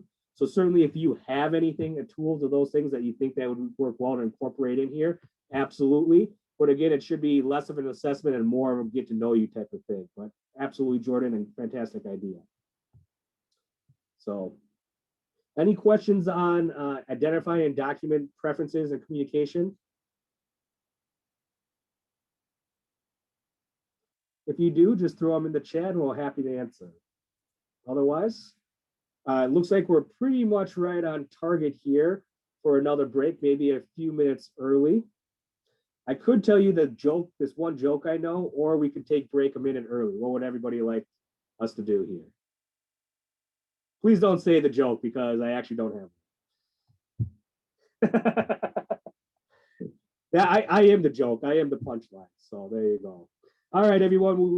We just hit the 10:30 mark here. I think it's a great time for a break here. We'll take 10 minutes and come back at 10:40. Enjoy the break. And yeah, we appreciate all the engagement thus far as usual. So, and we'll see you in about 10 minutes, 10:40. Exactly how many are fully connected. I know there's a cave called Holy Grail that's nearby the Iowa border. And right off of 52. And that one, we, at this point, we've discovered 5 miles of the cave. However, they've done like dye tracing where you dump a whole bunch of dye into the ground and then you just kind of let it, you know, like flow, move with the water. And then we figure out where that goes. It travels like 7 miles as the crow flies. So that estimating out how that looks as cave passages, we estimate that cave is going to be 50 miles long. So we think some of those nearby like small caves that we know of, we think that actually might be a part of that Holy Grail. And we're working on kind of making that connection. And we're getting pretty, I think we're getting close because we found the like underground river system that is probably going to be the key to like the ticket to getting into all these major caves. So yeah, I don't know if that answered your question, but there you go.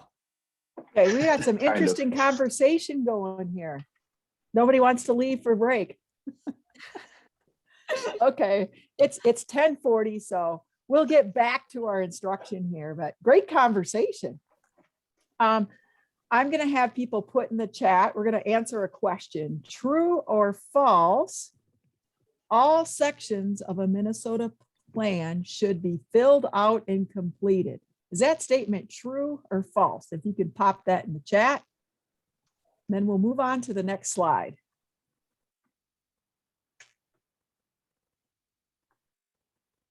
Got a lot of truths coming in.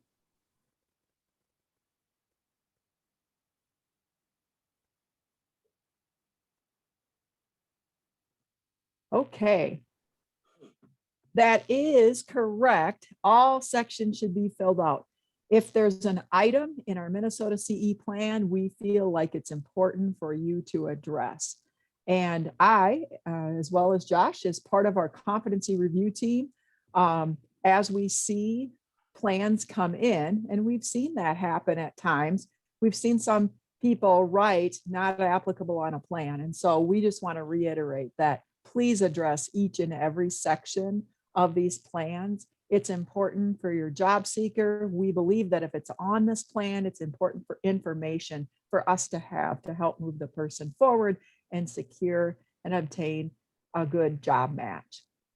Now we're going to switch gears a little bit, talk about rituals and routines. That is also in our Minnesota CE plan. I believe it is on page 2 and it's just item number 4. So at the top, just a little bit down on page 2. So, Margie, there's a quick question here. Okay. In the section previous employers, what if it's a first-time job seeker? What would you suggest? In that section, you may address if a lot of people have done a volunteer experience, maybe through school. So you're going to put anything like that in, or it's okay just to say this individual has not had any paid employment to date. That's fine. But if you leave it blank, we aren't really sure, did they or didn't they, or did the person just not know? Okay, rituals and routines. Why do we have rituals and routines? All of us have them.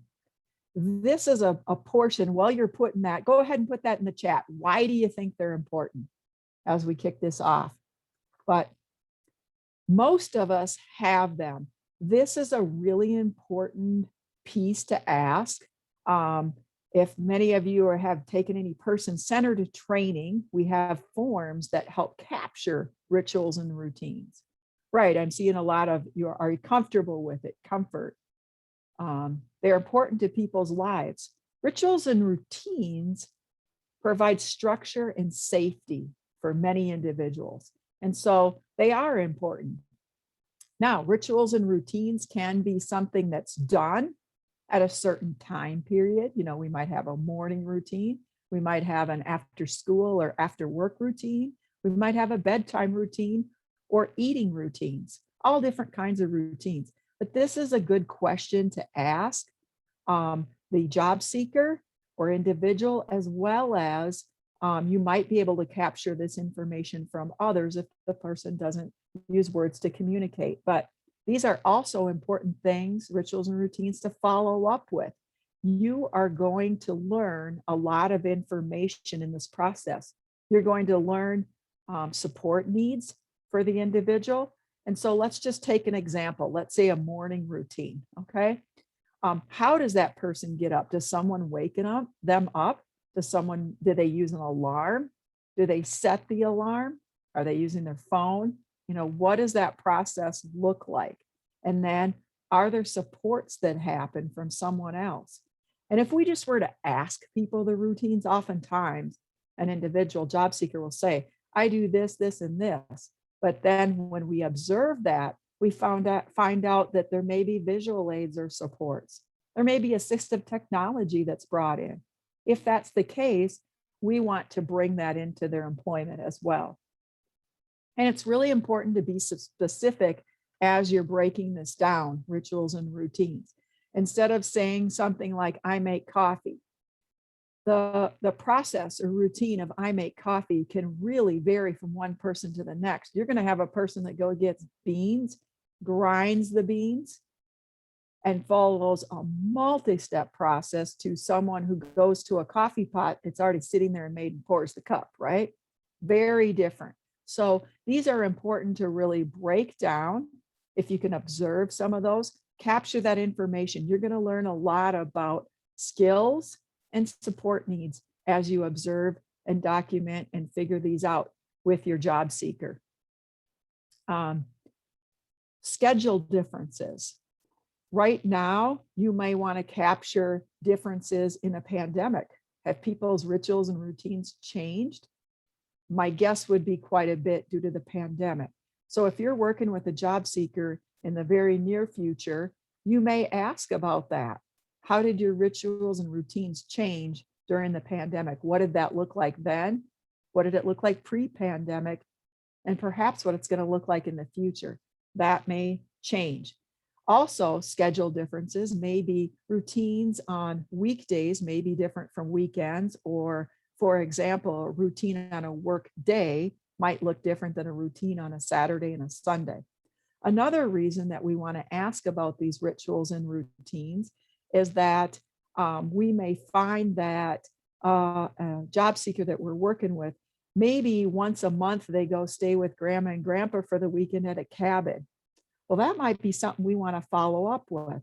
How do they, what kinds of things are they doing? How does their routine change in that new environment? And it may be something we want to capture some more information about. So lots of things to capture there, both pre-pandemic, pandemic, after, as well as just on a daily basis. And so for some individuals, as they're capturing this on their Minnesota CE plan, they might have a paragraph or two.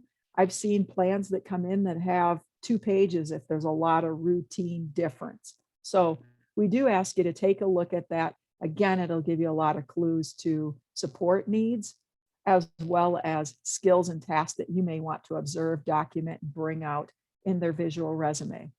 Next slide.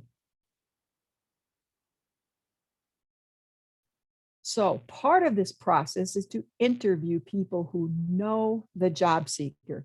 And you're going to see the blanks for interview on our Minnesota CE plan on page 2, about halfway down. And we ask you to put the person's name, relationship, and a role. And when we talk about interviewing people who know your job seeker, the reason that we're doing this is to A, get a variety of perspectives from people who really know this person well. We want to see that variety. So we talk about interviewing people that are non-paid, meaning people that are friends, acquaintances, family members, or maybe the person just knows from a daily trip to the library or some other business, right? So we have developed some sample questions. We've sent this out in the email for today's information. It's labeled sample questions for people who know the job seeker. We're going to give you some help with that with those. However, we don't expect that you'll email this out to people who know the job seeker and say, fill that out and send it back. Why that's not a good idea is you're not able to ask the follow-up questions. So feel free to use those as a resource. They're open-ended questions. And so as you fill out this portion of your Minnesota CE plan, and we have 5 spaces here, we ask you to reach out to at least 5 different people. Now, I've had practitioners come back and say they only know 3. In most cases, if you dig a little bit, you're going to be able to come up with 5. Like I said, you want to try to focus on some of those non-paid. Some of the great people to interview are siblings. Siblings know their other siblings really well, and they're going to tell you some details are often things that someone else may not, whether it's skills. If you say, tell me about the person. When I'm interviewing a sibling, I'll often say, tell me what they do really well. Remember, we're trying to stay positive focused here, but I want to know some of their skills and I want some clues about what to follow up on, what activities they do. I have had situations just personally doing discovery where someone tells me they're an incredible artist and no one knew that. That came out of a sibling. We've had other cases where a sibling said, and the sibling, it doesn't matter if they're younger, they might be, we've had information come out of, 5, 6, 7-year-olds. A job has resulted in that type of information. A sibling said once they opened their Christmas presents really fast and really well. And that resulted in an actual employment of opening boxes at a company. So you never know what kind of information you're going to get, but it's important to get all those different perspectives you can. Now, some of them might be a case manager, a school teacher, a VR counselor, as we've listed there. Other great people to interview if someone's involved in sports or athletic events, you could interview their coach. They might see them very differently as a team player, as someone who helps lead on some of their co-teammates. How do they see that person? How does that person learn? And what do they appreciate about that person?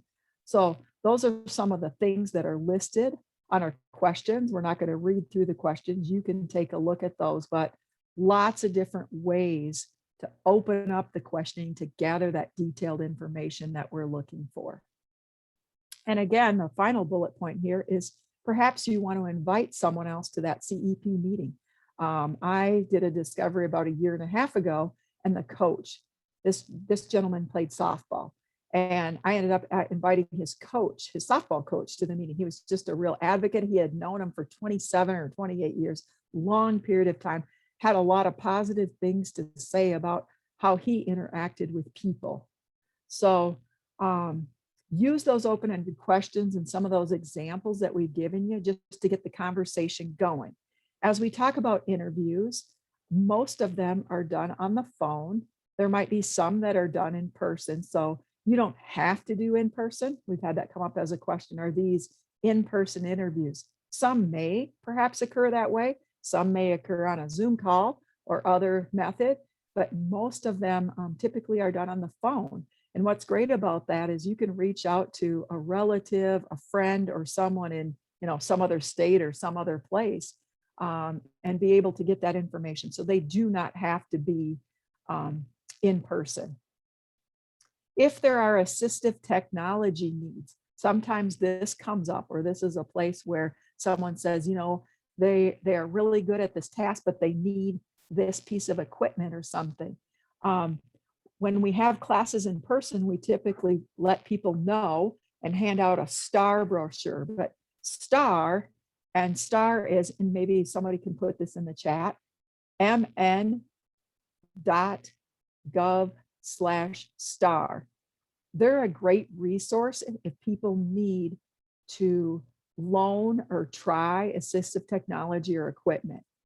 but I've had this come up sometimes in interviews. Great, I see Jolene has put that in the chat. But this is a resource that anyone can use to get that. I see there's another question. It went away on us here. We have to ask the client if we interview these different people because we're asking about them. That's an important point. Yes, you need consent.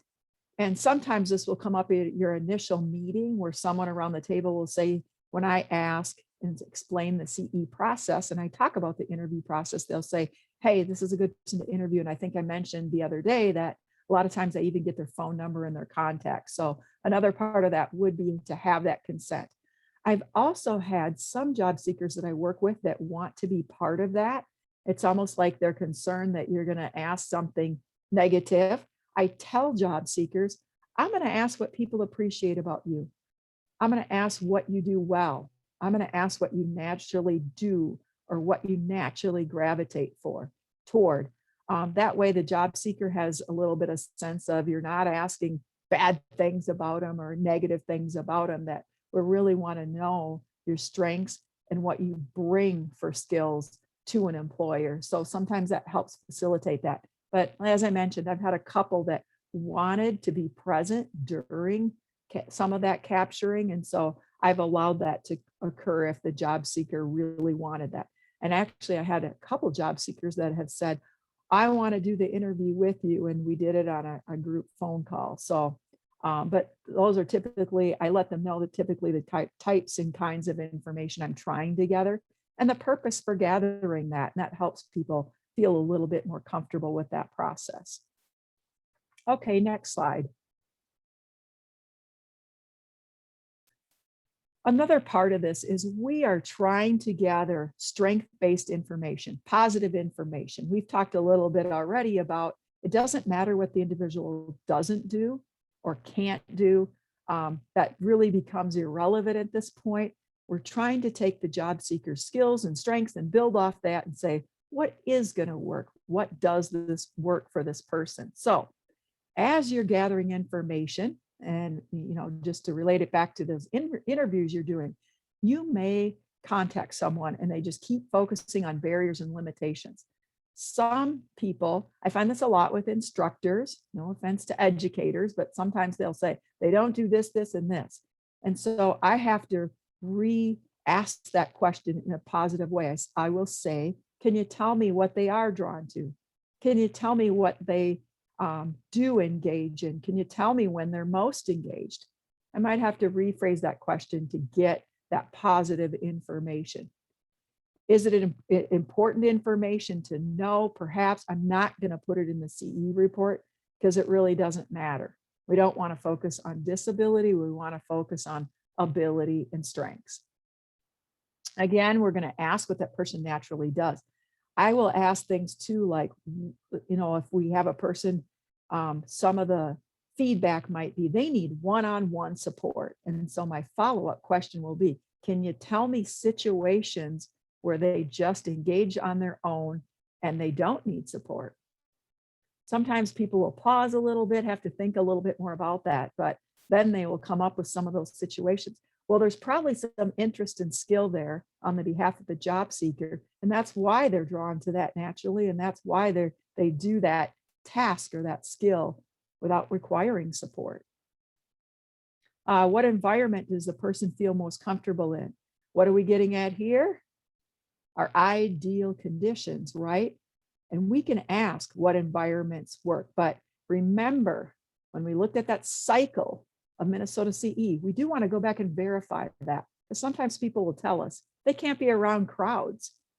Yet you might say that the person likes to go to concerts. Well, of course, there's huge crowds at concerts and you have to wait to get in and you're around all kinds of people. So how does that, so sometimes if you gather information like that, or you hear something from someone who knows the job seeker, you probably need to go back and verify that.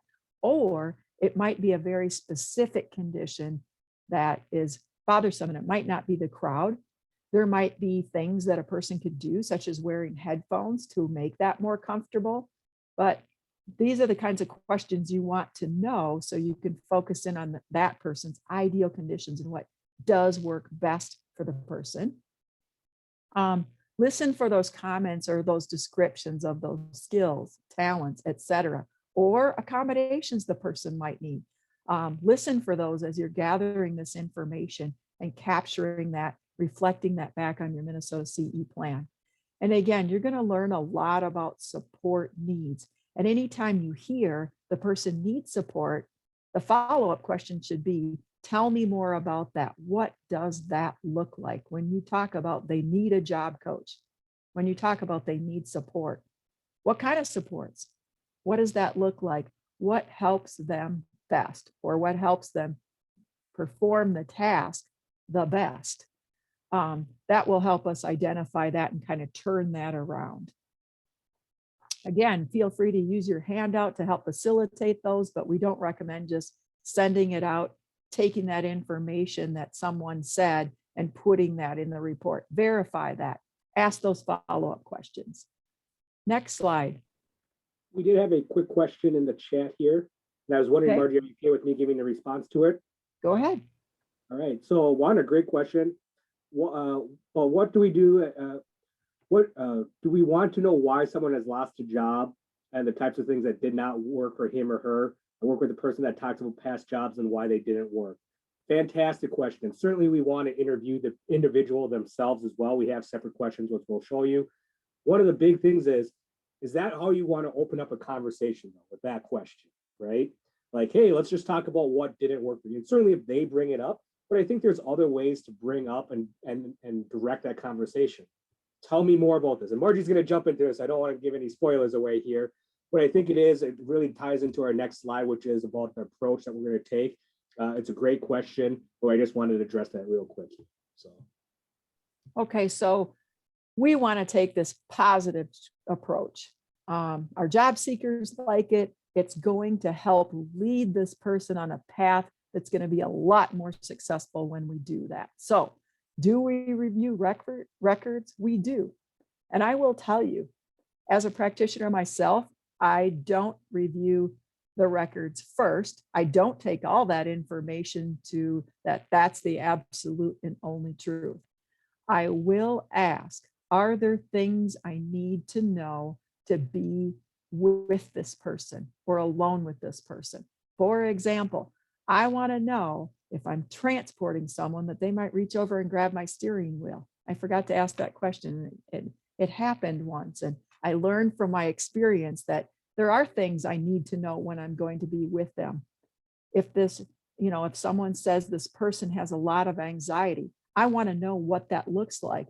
And I want to help calm them, divert them, or change the environment that's causing that when I see those signs of in that individual. So it is important to know some information, but I'm not going to just read records and transfer that information to my Minnesota CE plan.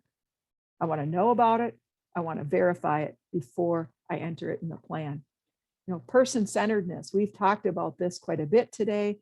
A lot of the tools and routines and rituals, what's important to me, important for me. A lot of those are person-centered documents, and the process of discovery is entirely person-centered. We're going to remove the can'ts or the ables from our discussion and conversation.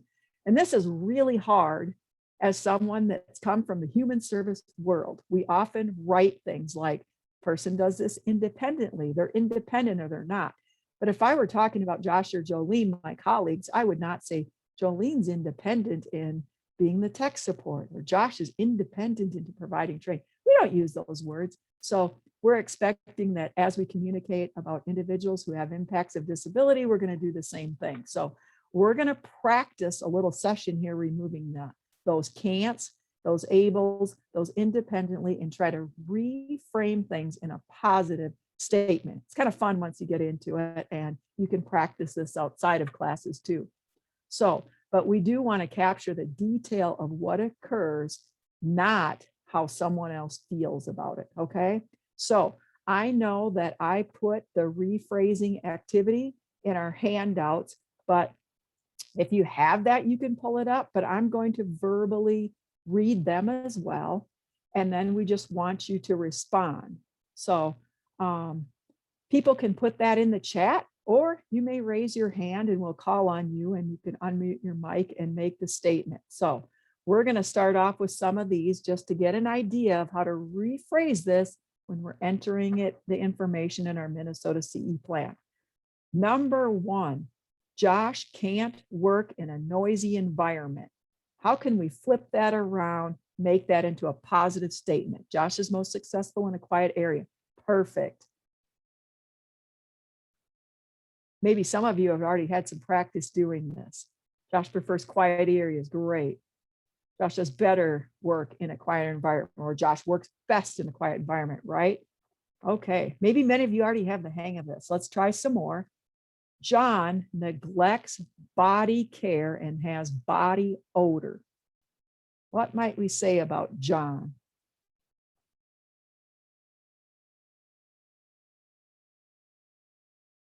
That must be a stumper.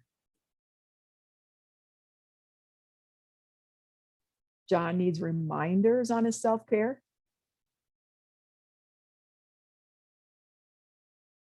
Occasionally, John needs assistance with self-care. We'll see if it comes out here. John is more European in his hygiene. I love that. John works best in a casual work environment. Okay, I think we're coming around here. That statement, we have a lot of people we work with, and that's been a barrier for some people. They will say they are not competitively employable because they don't have suitable grooming and hygiene. So, but how about if we looked at this in another way? What if we said John would work best in an environment that doesn't require, or that hygiene is not important, or that specific grooming and hygiene is not a requirement? Are there places that occurs? You bet. There's places like outdoors. I saw some people put that in the chat. There's places like a salvage yard, a dirty job. Hygiene may not be required. That might be one of our impressions that it is, but it's not. Doesn't mind getting dirty. Perfect. So let's try another one. Margie is able to use a smartphone. Instead of using that, what could we say? Margie's tech savvy. I laugh at that statement. I have trouble with technology sometimes. Margie enjoys learning about tech. Margie is great with tech. Hip to tech. Got a whole new way going there. How about Margie uses a smartphone? We don't have to, we could just eliminate the able. Margie uses technology. Perfect. Let's try a couple more. Lindsay, this is a little different twist. Lindsay isn't motivated by money. What could we say to that? Lindsay isn't motivated by money. Lindsay enjoys the work. Lindsay is self-driven. So there, we've even found a strength out of it, right? Oh, they're coming in fast. I can hardly keep up. Lindsay is passion-driven. So we might find some strengths in that, right? Which started out as a pretty negative statement. Not necessarily. There might be other things. We might want to find out what does drive Lindsay. Lindsay gains satisfaction to contributing to the team. I love that one. So as you can see, there's a lot of different ways to phrase that. We're going to try a couple more. Abby took pens home from her job. So Abby took pens home from her job. Abby is taking things from the job. What's a positive way to think about that, or a statement we can come up that's more positive in nature?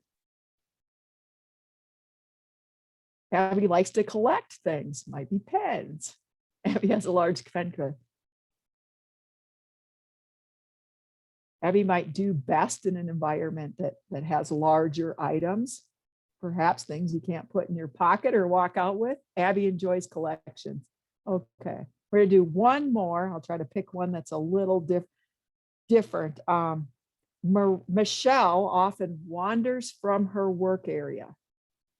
Michelle often wanders from her work area. What's a different way we could phrase that?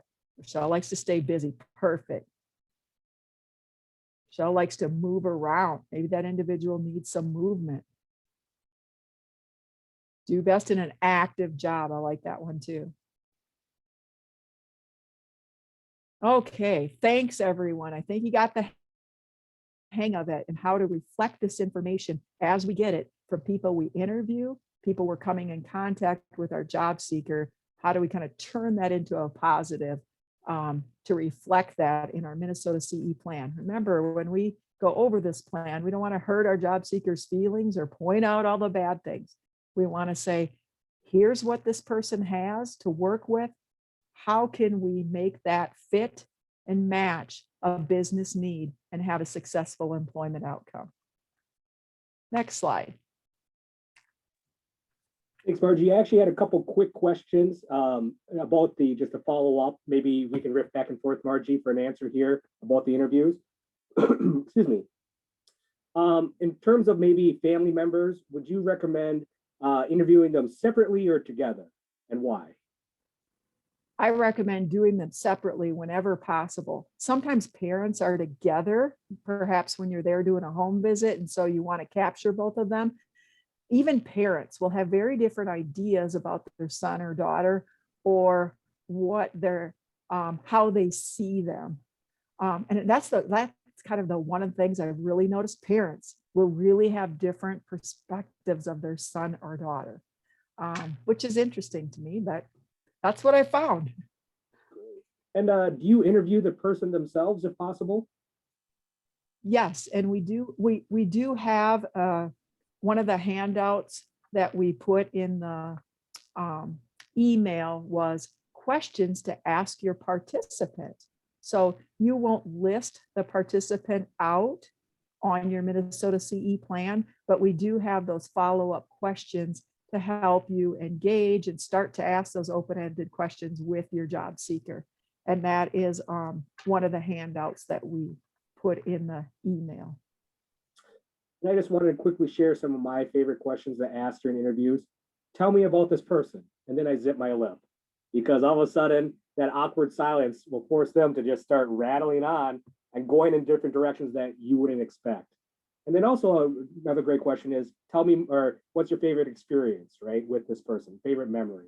Those questions are in that handout as well. But again, review those questions, use those questions, because we definitely see a difference in open-ended questions versus, single answer, right? You get so much rich information when you actually use the open-ended questions. So just really want to emphasize.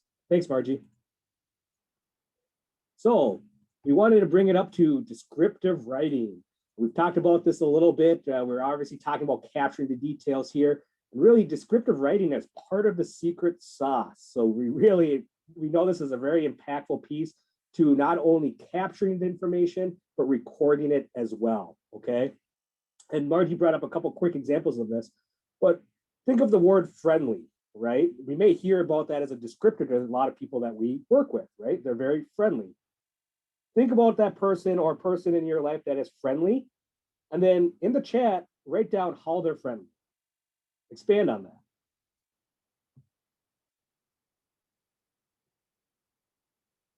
So think of the word friendly. Think of a person that they're outgoing. How are they outgoing? They smile.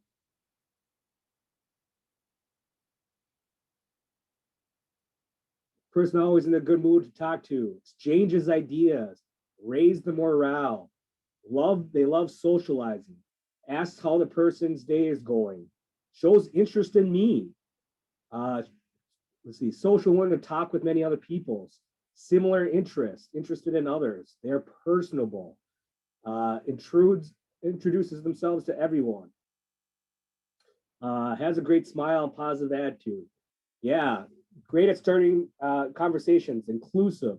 These are all great descriptors, right? These are some of the hidden gems and why we want to expand on these words. And we'll get to this right now, which is these LY words, right? Just don't tell me more about how they're friendly. If the person does it independently, break that down, because those are the details where we're going to start identifying not just skills. We're going to figure out the skill, and help break that down into tasks as well. So these are, again, really great examples of that right now. And we'll jump to the next slide, please, and we'll kind of go over this more. I think it's just really, this is no one's fault. This is just kind of how we've been trained to document information in the past in the human service world, right? These are the type of documents that we read on a regular basis when we read an IEP, or we just got a new person coming into our services and we're reviewing their files. And again, one of the biggest things for us is, this is someone's opinion. This is oftentimes someone's opinion, or they've gone through assessments, but we want to verify this information. How old is this information? You know, things of that nature. But when we're talking about descriptive writing, we really just want to focus in on, again, what they're doing, and specifically breaking that down. A lot of the common pitfalls, as you can see, is evaluating them and inserting opinions. This person isn't able to do this, right? Or this person can't do this. We often hear that. With descriptive writing, we're taking our opinion out of it, and we're literally writing what we see. And with the example we like to bring up, it's a little bit morbid here, but as a crime scene investigator, right? Think of that Law and Order, NCIS, or a movie that you saw about a crime scene. In the chat, I mean, when you see those investigators, are they looking for details, or are they looking for vague things that happen, right? And so this is part of that detective analogy here. We're really trying to get those details. And if you're a detective and you're going down and you're jotting down, following those cookie crumbs, you're jotting those things down, you're writing specifically what happened, those notes. And so again, I think part of it is words to avoid is can or likes, able and unable, enjoys, is capable of, independently. And really that key word that we often see is these adverbs ending in ly. And it's okay when you're writing descriptively at first to maybe put friendly down, but that ly word is that cue to say, hey, I need to expand on that more, because there's a lot more rich information in that right now that I can be verifying and sharing in the future, right? And so again, I think this is where we're going to show you how to record this information. And I'll tell you this is, we see a drastic difference between, basic notes versus descriptive writing. I mean, it really goes from 1 paragraph to 3 paragraphs, just because you're literally stating in simple sentences what you're observing this person doing accordingly. So with that being said, we do have a poll question here. How many people should I interview to gain information about the job seeker? I know that poll is going to jump up right here. And we have answers of 3, 4, 5, or 7. So hopefully you got that poll. If you didn't, again, the question you can answer in the chat was, how many people should I interview to gain information about the job seeker? We'll give everybody a quick moment to answer that.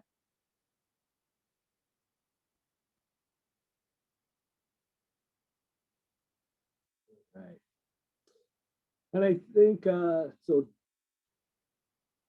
all right. We had the answer to that. So how many people should I interview to gain information about a job seeker? 13% said 3, 16% said 4, 69% said 5, and 3% said 7. So 5 people is correct, as that would be the minimum that we encourage you to connect with. Obviously, talking to those who know that person best, which is usually unpaid staff, if possible. And the other thing is, we just want to mention, as you interview people, as you go through this process, new names and people are going to come up. So you can do more than 5 when appropriate, right? We have some people, what if it happens if your family is really large and you have 7 brothers and sisters, right? Or a bunch of aunts and uncles that are important in your life, or friends and neighbors. These, you can always do more than 5, but 5 is the recommended minimum. Not just the recommended, that is the minimum for what we're looking for. So again, trying to get that wide perspective, a new perspective about the individual. So with that being said, next slide, please. Oh, I'm sorry. Before we jump into this, apologize, Jolene. I do want to reference a handout. It's titled Documenting Discovery. It's something that you should have received in the session 2. If everybody just wants to quickly open that, we can just briefly go over this. This is, again, a cheat sheet, as you will, a resource for you to, as you're learning it here, academically in this training, but of course, to really start learning it, you have to apply it. So when you do, this is just a kind of an example of different styles of writing when we typically take notes versus descriptive writing. And if you're looking at the sheet at the document discovery right now, you can really see in that first observation, it's just one paragraph or so, maybe a little bit more. By descriptive writing, we have 3-4 paragraphs instead, right? And again, you're doing this work already. You're doing these observations already. So this is just breaking it down to figure out these nuances and details and to make sure that we're not missing. And I promise you this, identifying these details will inevitably help you negotiate customized positions and set up supports correctly for the individual. So that's why this information is so key, okay? Again, and Margie kind of already mentioned this as well. Not saying one-on-one support. What does that look like?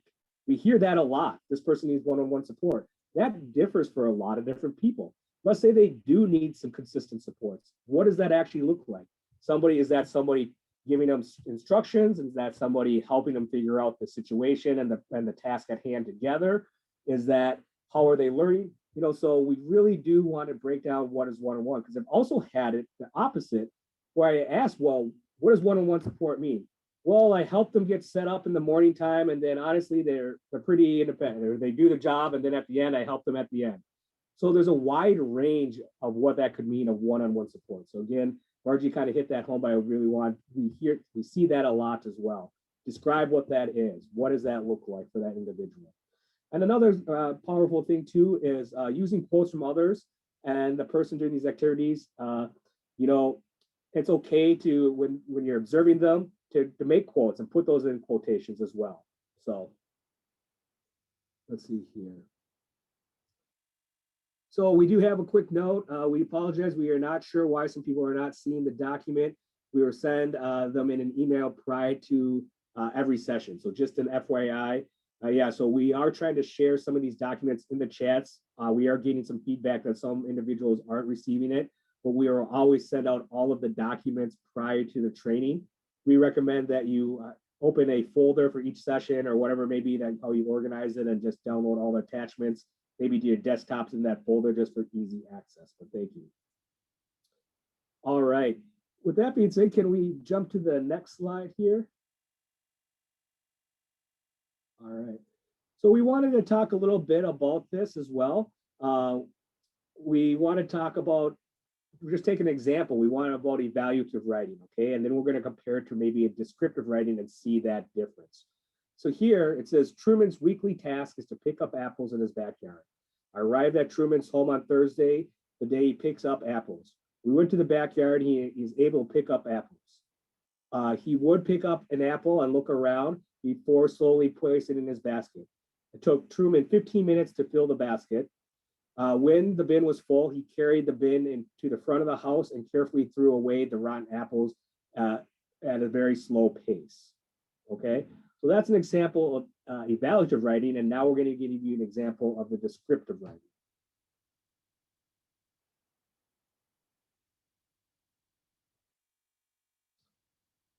All right.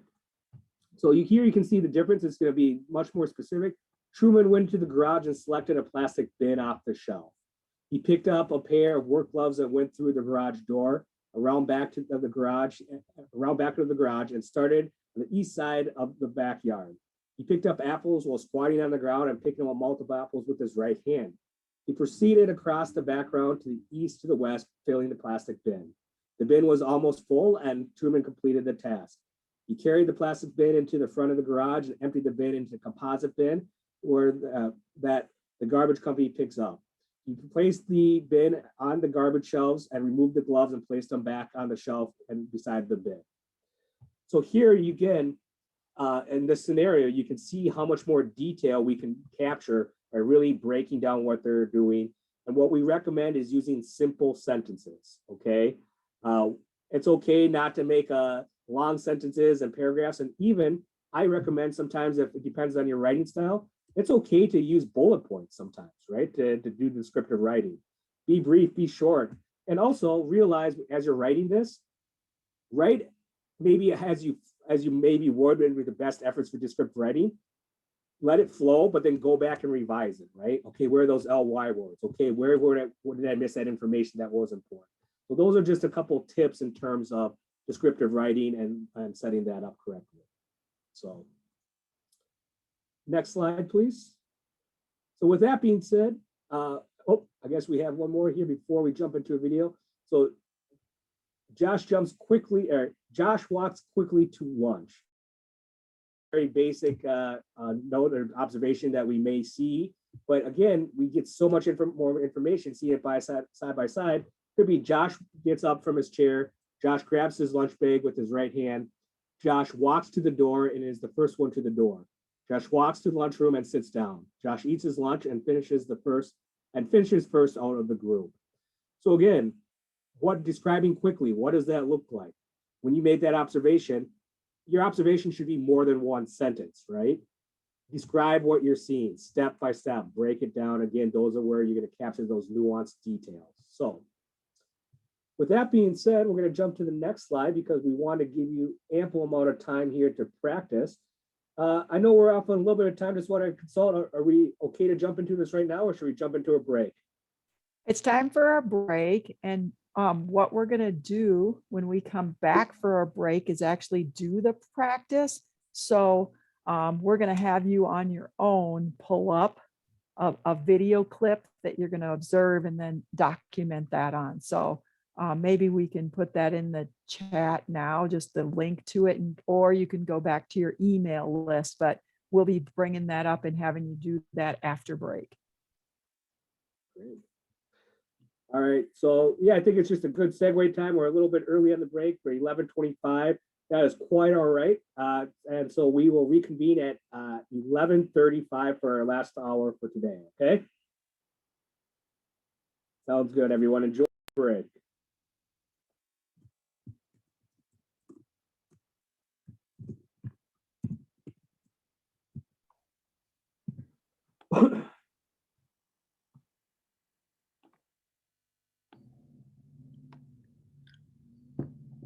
Jason, what do you do for fun?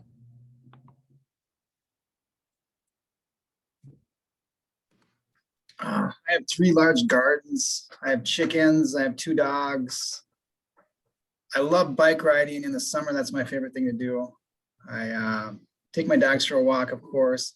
I love watching movies though at the same time. So I'm pretty much, I'm kind of introverted. I describe myself as introverted, but I do have a lot of hobbies around my house that I enjoy doing. When you say large garden, how large is large? Because to me, the fact that I even have this little thing right here, which they're dying, means large, because that's more than I can handle. I do about 25 different pepper plants, about 20 different tomato plants. I plant probably about 200 cloves of garlic. I've got green beans. I do beets. I like to plant a lot of stuff that I can freeze, squashes, green beans, broccoli, cauliflower. And then I like to make soup out of that during the winter. So nice. A lot of things that you can preserve, like cucumbers, they don't freeze that good. So, but I do pickle cucumbers, but then I go to the farmer's market and buy them actually. So. Okay. Do you use the mini cucumbers or the bigger ones? Yeah, you got to use the pickling cucumbers. The smaller, the better, actually. Right. I found though, when buying from the farmer's market, I have to ask you because you seem to be the expert here. How do you clean them? Because when I've got the big bushels of the little ones are super dirty. I spend like 4 hours scrubbing them. That's exactly what I do. I try to soak them for a little bit, but then you got to individually go in there and get them nice and clean. Try to get it from a farmer that grows it in straw instead of dirt. Okay. So like when you're looking them over, make sure they're not that dirty and ask them, do you grow in straw versus dirt? And that's really important because otherwise you get a dill pickle and you're eating it, it tastes good, but you get a little bit of dirt on it. It kind of kills the whole experience. Okay, that's interesting. And thanks for that tidbit. It's funny because as we're training and providing information from you, that's the golden nugget I'm taking all this training is, hey, at the farmer's market, it's going to make me sound really in the industry too, or in the hobby. Grass or soil? Grass or dirt? Mill Or sorry, City's straw or Farmer dirt? Market, Yeah. Mill City's Farmer Market in Minneapolis off Washington. It's open Saturdays.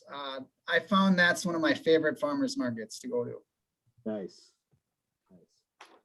My aunt was showing me how to make pickles one time, how to can pickles, and she had the best darn pickles. So then I wrote the recipe down, and years later I decided to make it, and I wrote it down wrong, and there was too much salt. And so I couldn't get it again because she passed away, but There's the brine. A lot of people, I use the brine when I'm pickling, but you can also use a lacto ferment recipe. And a lacto ferment has very little salt, if like literally like a half a tablespoon, or like a brine recipe requires cups of salt. yeah, she used the brine, but I obviously wrote down the wrong measurements, so big disappointment. Well, Wanda, if you want my pickling recipe, let me know and I can definitely get that out to you. Oh, that would be awesome. Where do you live in Plus one, you just Minnesota? gotta do lots of trial and error. You're absolutely correct. That's how I went off my grandma's original recipe. And I've kind of made a couple little tweaks on that, but a lot of salt, vinegar. And then on top of it, if you put a cabbage leaf, I find then that gets them really, because if you get a dill pickle that's kind of limp, it's kind of soggy, I don't find those very tasty. But if you can get them nice and like crisp and fresh, I find that is the best one. So kind of like putting a cabbage leaf on top of it and then jarring it. Okay, It's kind of something that's worked for me. I've heard somebody use grape leaves also. Yep.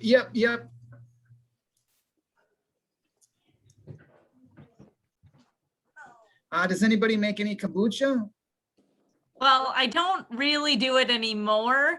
I used to, but now my dog's fur gets everywhere, and I don't think I want to have Kai's fur in my kombucha. So I did for a very long time. I'm thinking about starting to make one at my mom's house because I go there once a week. And his fur isn't everywhere there. It's still there, but not everywhere. So I just started, I ordered a SCOBY from Kombucha Hunters. They're out of California. I started that about a week ago, and I think it's been a little chilly. So the SCOBY on top hasn't formed that big yet, but it's only been about 5 days. So I'm keeping my Okay. fingers crossed. yeah, it takes a while and it'll keep growing. And then some people eat the SCOBY. I've tried it once. It's like meh, but just so you know, you can eat it. All right, what is kombucha? Fermented tea. Yeah. You Okay. can buy it in things like this. Yeah, but it's expensive. You're spending $3-4 a day on one of those. I'm like, I got to make that myself. I got to I know. save I myself agree. some money. Yes, although I you think, have- this is healthy for me, so I'd rather spend money on kombucha than I would hospital bills. So, Excellent point, Emily. yes. Hey, Jason, can you see me? Yes, Sabrina, how's it going? I made you a snack pack of pistachios and I'm not at that site today. That's unfortunate because as you know, pistachios, I love to snack on. That's what Nick told me. And I made you both one. Well, we're heading to Roseville after this gets done. I will leave them sitting on the staff desk, but Jason or Nick has to bring my peanut M&Ms though. Ooh, It's for trade. I will tell him that. Okay, For I trade. did eat my share of them, but the rest are yours. Wait, we were sharing. I didn't even touch these. We're sharing. It was your fault for not being here. I It's was a big gonna bag. take though. them on my plane ride It's a tonight. big bag. It's a big bag. Those are not shareable sizes. Those are one person size. This is 18 servings. So I saved you 9 of them. You should have saved me 10. It wasn't my fault. I needed I saw them in front of me and it was game over from there. There's no self-control. These Are people you are guys talking really about coming kombucha. over here afterwards? I don't think so. Oh, then I'm taking him with me. I'll bring him on, I'll bring him on Tuesday. If there's a diet Mountain Dew flavored kombucha, sign me up. But until then, man, you just gotta drink what you drink. No worries. I did actually get one, a kombucha that is made with hops in there, which I thought was an interesting thing, and it tastes really, really, really good. I just have to throw that out there. It's made by it's like North Star Kombucha, which is in Minneapolis or something like that. And yeah, it's actually very good. So I bet Jason would love that. I'll tell him. We'll stop there later. yeah, I found it at one of the co-ops in in St. Paul. But yeah.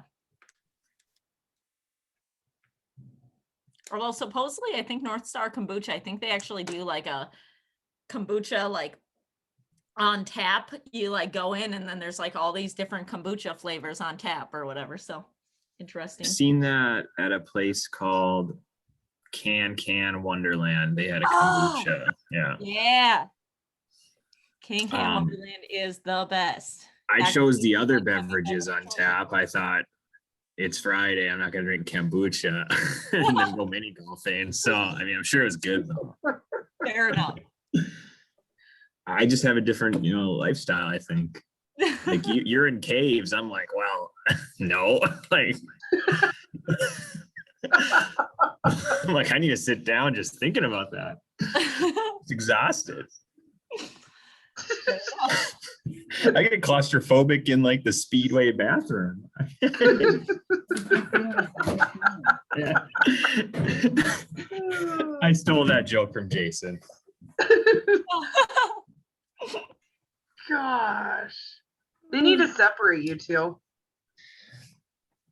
No, we're I better beg to differ. together. I think they need to we're continue a to team. keep them together. Jason and I, we think a lot about how we can improve people's lives when we're working together. It's a good team. Well, I think that's a great segue back, everyone. I hope you had a great break. One, I just want to, if you've been listening in onto the side conversations on the break here, I appreciate everybody just keeping the conversation lively and interactive, getting to know each other. I just wanted to hit home on that. I mean, if you're listening into our conversations, that's what discovery should be, right?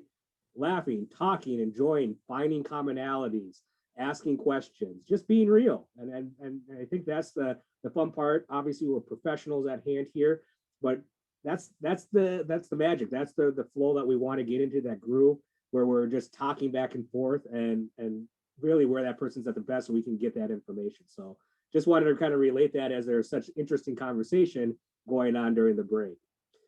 With that being said, before we jump into this quick exercise, who has any questions about descriptive writing?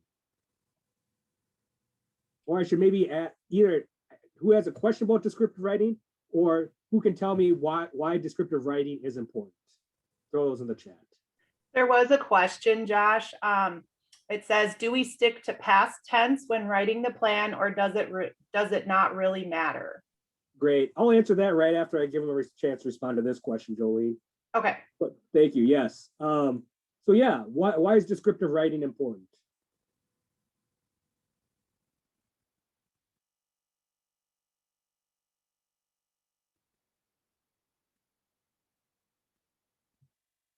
Give you guys a second to answer that. Just think about it. Why is descriptive writing important? What are we trying to capture? Yeah, okay, here we go. It provides more accurate information. Absolutely, Denise. Gives a bigger picture of a person that leads to more thoughtful ideas going forward. Absolutely.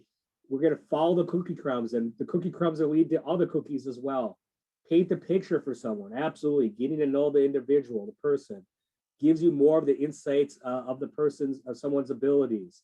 It brings more details about the person. It focuses on the performance on the individual, trying to create a picture of the person, more certain person-centered, more details, right? And not only everything that you just said, but it's also going to identify what has helped make that person successful. How did they learn, right? How do they communicate? What supports? Who did they connect with? All of these different things. Those are the details that descriptive writing is going to draw out. So thank you for that. With that being said, we want to give you a ton of practice. So I don't know if you've seen this movie. It's a great movie called Benny and June. It's from the 90s, and you can see Johnny Depp was a lot different back then. He was a young heartthrob. I guess he still is. I don't know. But with that being said, it's a great video where we're going to have you take a quick clip and view that. And I know Jolene had shared that before break. Jolene, would it be possible to throw that in the chat one more time? We're going to actually have you go off on your own for a couple minutes here and do some descriptive writing about this video right here. We want you to start after the commercial, and we're not responsible for whatever commercial pops up ahead of time for you. But fast forward through the commercial, the intro commercial, and start at 0 seconds and go up to 56 seconds, okay? What we want you to do, and this link was also sent out, I believe. It's in our YouTube links, which are sent out in the session 1 as well. So please let us know if you can't access this. We did just put the link in the chat. Copy, open up your own web page, and that's sometimes a big thing too. You may have to copy and put this link into the actual URL bar and to play. But we want you to watch this 3 times. Take your time. Pause afterwards, write descriptively what you saw, and then do it again. Do that up to 3 times, okay? We're going to give you 15 minutes to do this exercise. So again, start at 0 seconds, go up to 56 seconds, and take a few minutes afterwards to descriptively write what you just saw. Are there any questions about this activity? Steve, great question. We are not writing in chat, and so I apologize. We should have prepped you for this as well. You will need a type or have a piece of paper and a pen or a pencil to do this activity. So we apologize for not prepping you ahead of time on that. But yes, so either open up a Word document so you can make those notes, or if you have a pen and paper, sometimes that's easiest just as you're jotting down your observation while you're doing it, okay? So again, take the time to do that. You have 15 minutes, a minimum of 3 times. If you have more time than that, do it. But we find that this is a really impactful exercise for a lot of individuals to really get that understanding of descriptive writing. So we'll give you till 11:56 here, and then we'll come back to the group to discuss and share some of what all of you captured through your descriptive writing. Okay. All right. See you back at 11:56. I'll put that in the chat. And again, if you can't access the link or don't see it, we sent that out in session 1 in the YouTube links, or just let us know via chat and we can get that to you right away.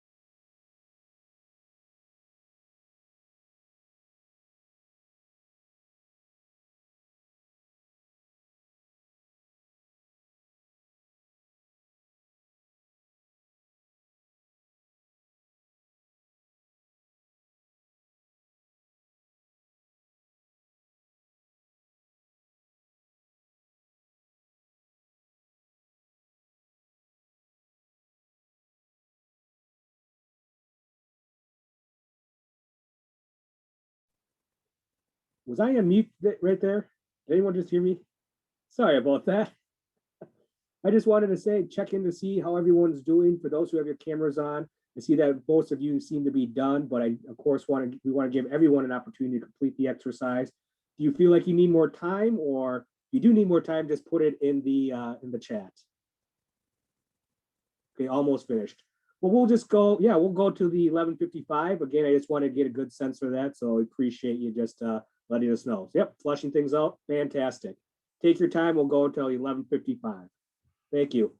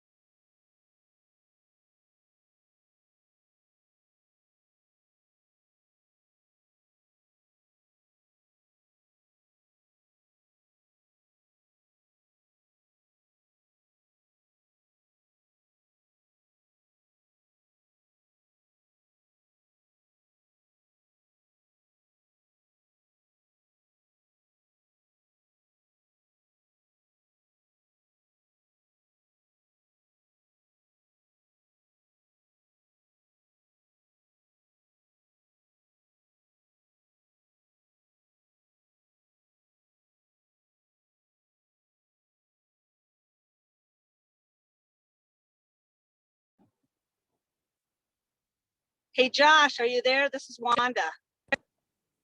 Yes, I'm here, Wanda. So I will look at that video later and then I can send you my descriptive letter or thing. Yeah, please It's do, just now Wanda. okay.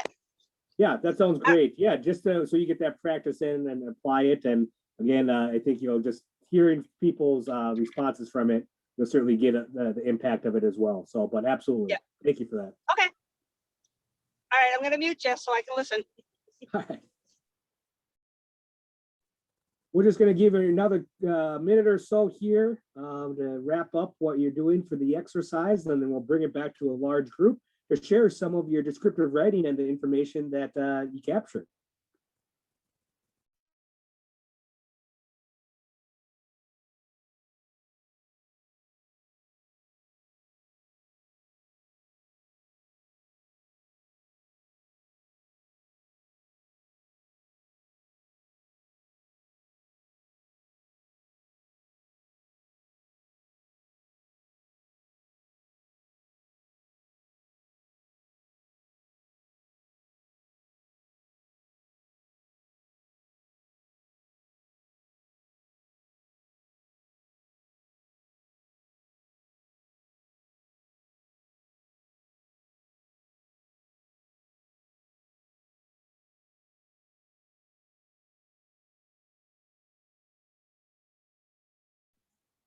Margie, whenever you're ready to bring it back.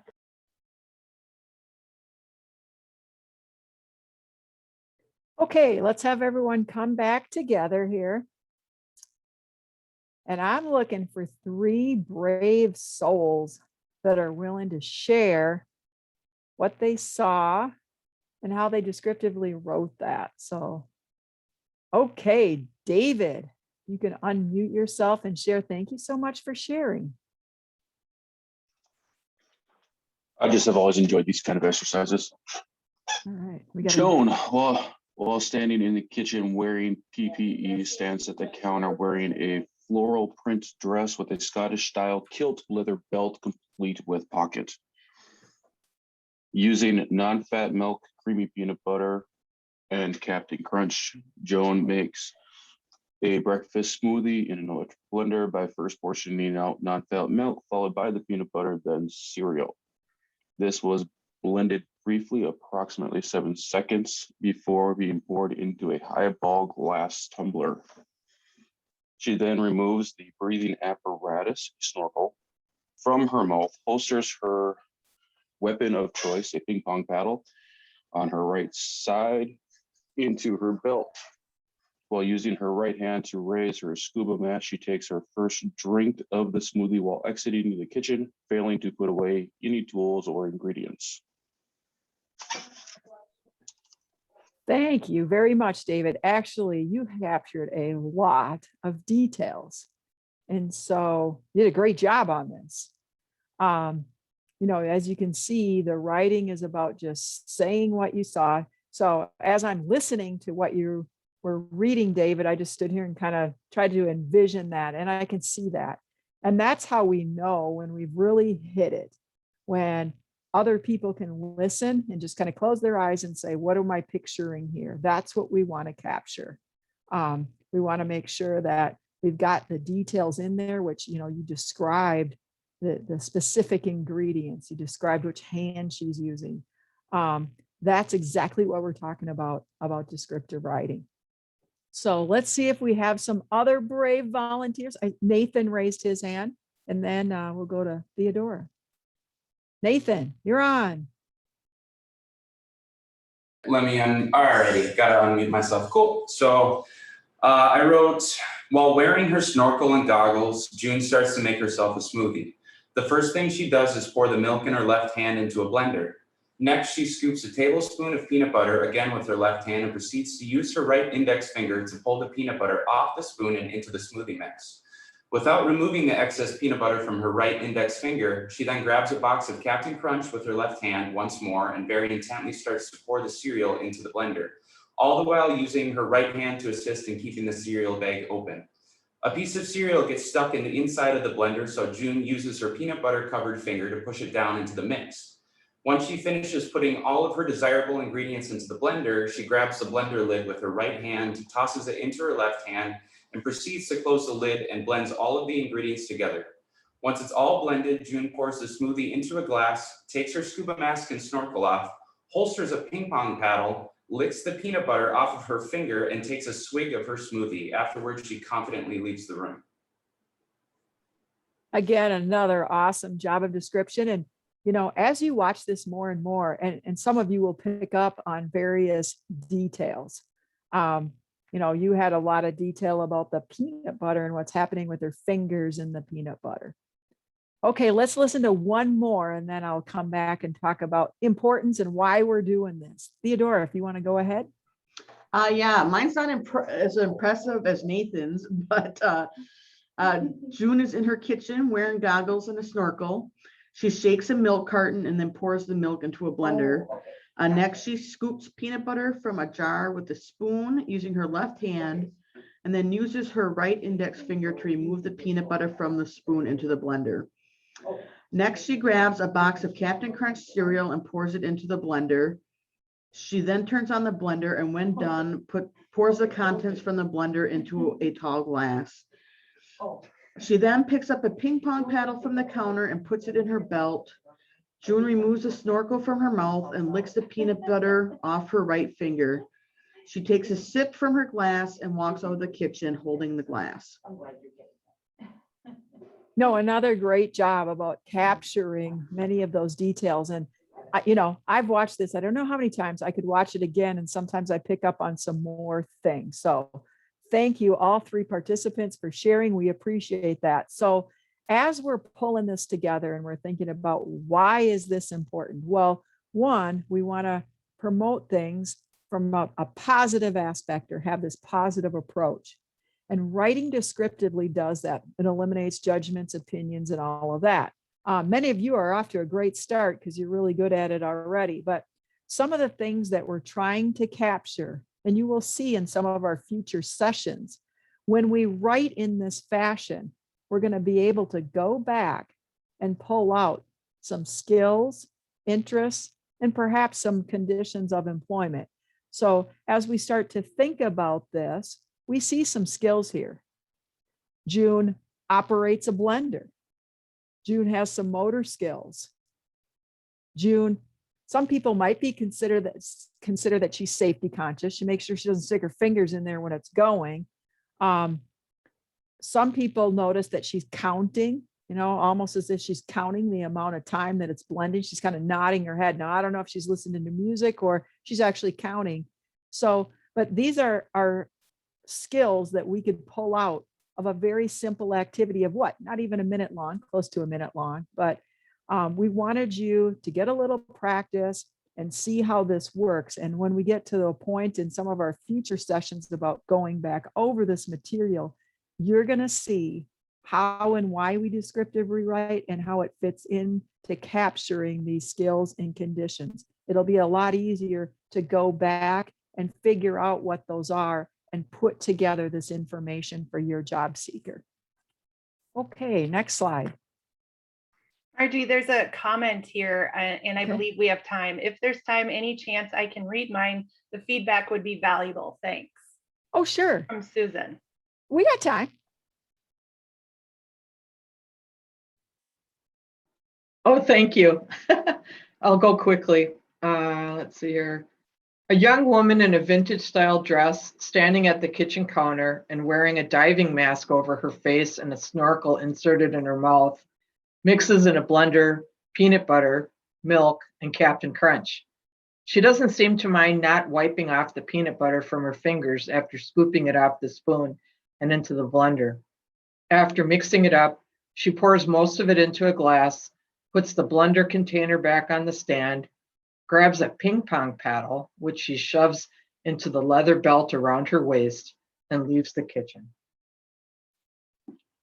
So again, the point of this exercise is to get us in practice of leaving out our thoughts, our opinions, our judgments, and just writing and creating that visual of what might be happening. And so I'm trying to think, I don't think I heard any LY words. We want to avoid some of those words because oftentimes those are associated with an opinion or making a statement about how a person is performing something. So I might have to hear that more than once, but you can go back and look at your writing and see, were there any LY words? Did I put any opinions or my judgment in there in terms of speed? Sometimes people might reflect a speed as saying slowly or something, or people might reflect an opinion in a different way. So if you go back and take a look at it, Susan, and you could do that to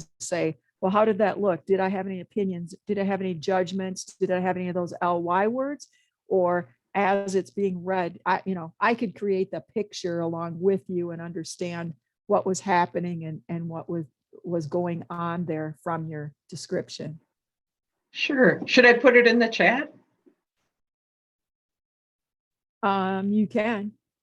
Okay, no problem. I appreciate the feedback.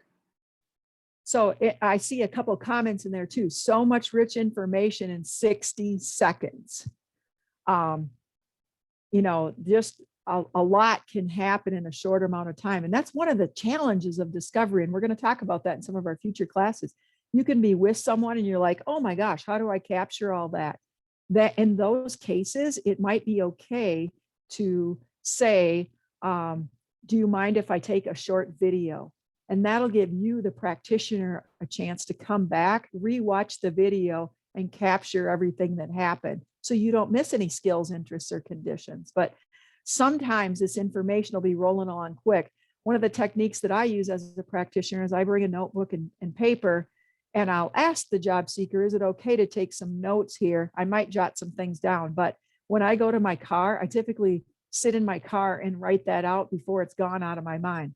I'm getting old, stuff doesn't stay in my mind as long as it used to, but I try to capture those details immediately or soon after to be able to do that. Otherwise, I would probably lose quite a bit of it. And as you can see real quick, the value of having a photo, or more importantly, a video, so you can go back and play that. So just wanted to throw that in there. All right, again, thanks everyone. Okay, so we're at the point of recap. We're going to recap what we learned today and some of the things we talked about today. And we really focused in on that home visit, what we're looking for, what some of the expectations are, and how to capture some of that information to hone in on the job seeker's skills, interests, and conditions. We talked quite a bit today about your Minnesota CE plan, how to collect information, where that goes to make sure your plan is complete. We talked a lot about asking open-ended questions. You're going to get a lot more detail. You're going to get a lot more information, as well as being able to ask those follow-up questions if you ask open-ended questions. And then finally today, we practiced descriptive writing. And I'll tell you, we're going to hit this again in our next session. It's really important to help us as we're doing discovery and writing. And I will tell you, as a VR counselor, I try to write descriptively when I complete case notes or notes in our Workforce One system or other way. The thing that I really appreciate about descriptive writing is you can't argue with it. It's the facts. Nobody's going to say, well, I don't see that. Nobody's going to say, well, that's your opinion. I have a different opinion. And so once I learned about descriptive writing a few years back, it really helped me with some emails and correspondence to challenging situations to say, I'm just going to state the facts here. And I've had a lot of luck with that, and less feedback, or more positive feedback, I would say, from writing that way. Nobody's going to argue with it. They can't. You're just writing what your observation. I suppose they could challenge your observation perhaps, but a good way to reflect information. And sometimes individuals who may be difficult to work with or try to change things up, when you write this way, it's just out there in the facts, which is nice. Okay, next slide. Try to give you a customized employment story, and this is the one for today. This was a customized job filling fish tanks.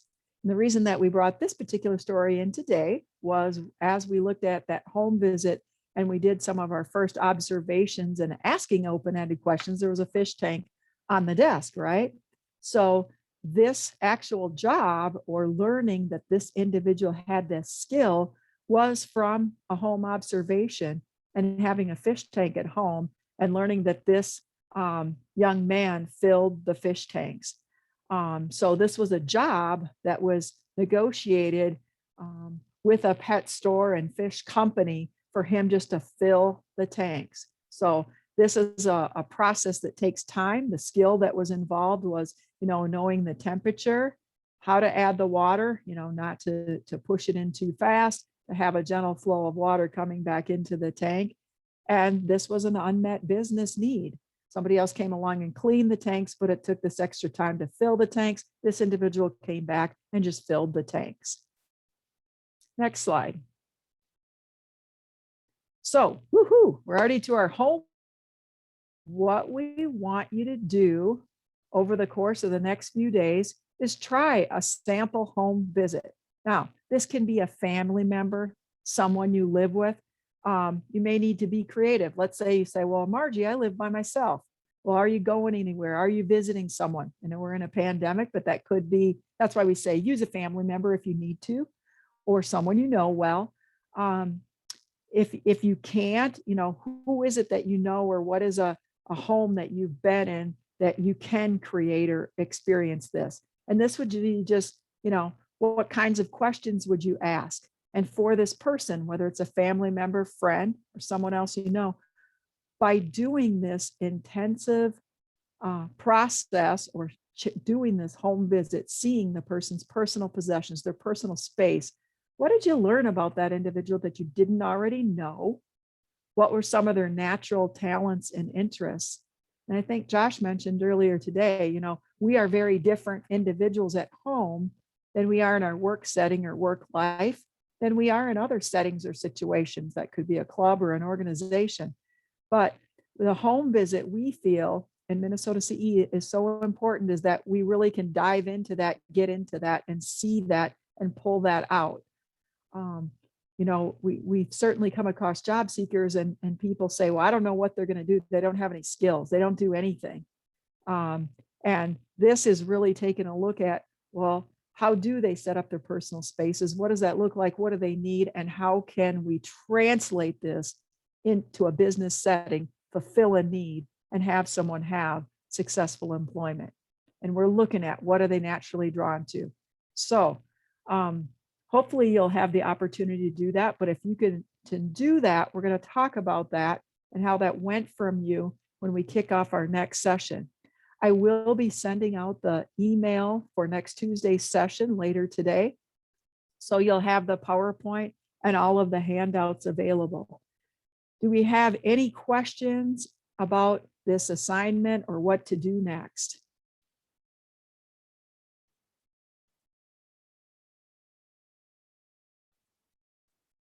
No?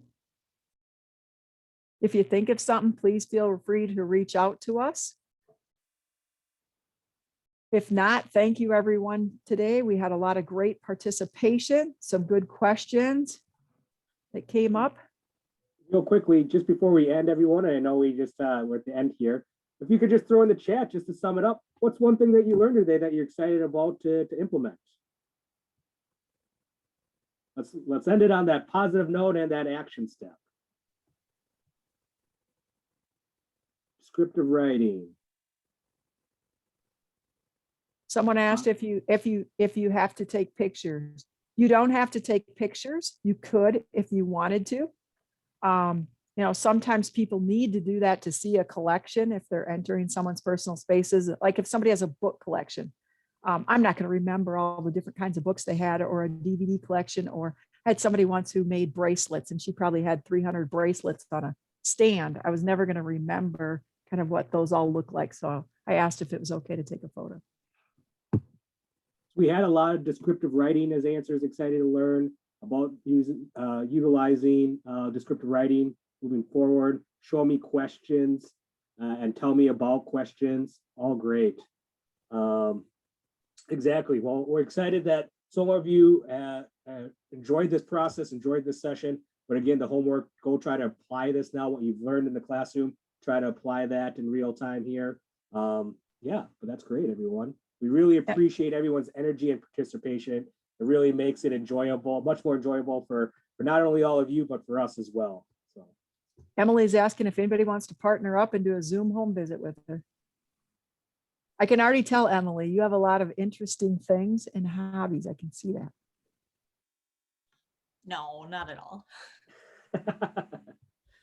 I think a lot of people do. With all these sidebar conversations in between, we're hearing a lot of cool interests that people have. And again, that's just part of this process. It should be fun at this point in time. So we just want to emphasize that. Of course, when you're reporting to your supervisor, just make sure it's all serious business. We're down to the brass tacks here, but enjoy yourself while you're doing this process because it should be fun for you and the individual. So with that being said, if anybody does have any, should we fill out the CE plan? Yes, you definitely can. Absolutely. As you're going through this, again, since you're not working with a live job seeker, or many of you aren't, if while you're doing this, doing these exercises and the homework and doing it on yourself or somebody in your network, absolutely get that practice in using the Minnesota CE plan. That will help you just identify, am I going through that list? Am I asking these questions? You're just going to get that practice in. So absolutely great question, Karen. I love this class. They want to do it. I know. Fantastic, everyone.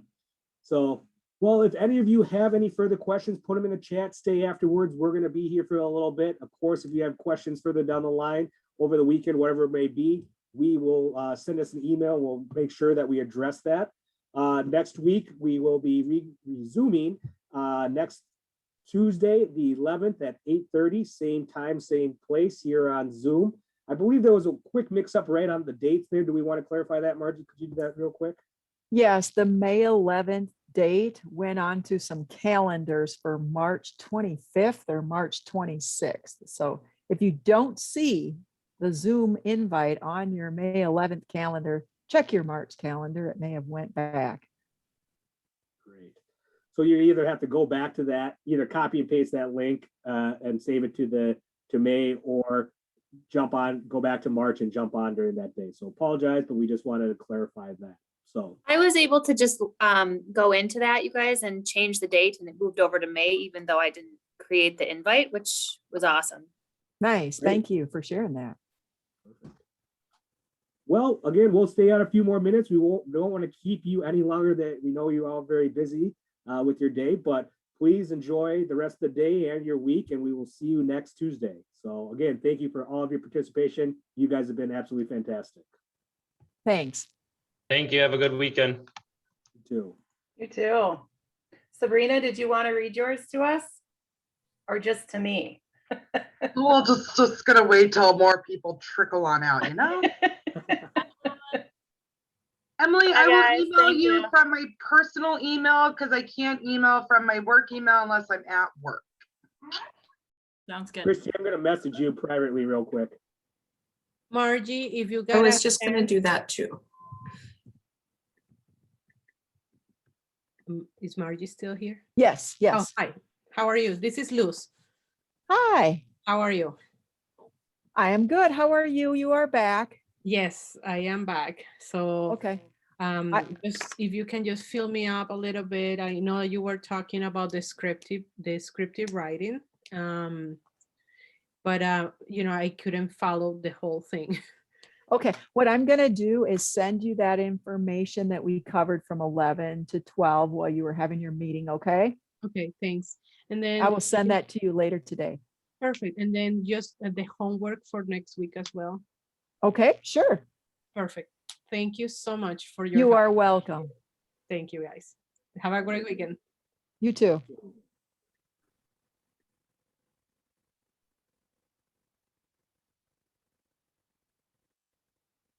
Okay, Jolene, are you ready?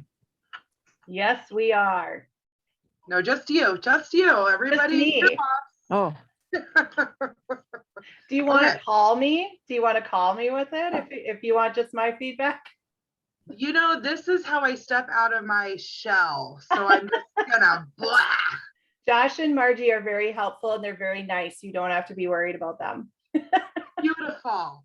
Okay, so I just did the bullet points. So swim goggles on face with snorkel in mouth, pours milk in with left hand into blender, twist spoon around peanut butter jar a few times, uses right pointer finger to push peanut butter off spoon into blender, pours Captain Crunch into blender with left hand and uses right hand to push cereal in the middle of blender, moves head back and forth while blender is turned on, blender is finished and pours drink into a cup, takes snorkel out of mouth, places a ping pong paddle in right side in between belts, licks peanut butter off right finger, takes drink and walks out the door to the left.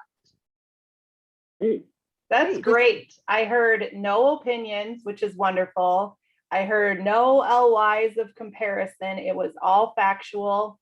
I know that writing bullets really does help because it identifies those facts, right? Okay. And even the short sentences, I find descriptive writing works much better when you can have those short sentences, bullet points when able.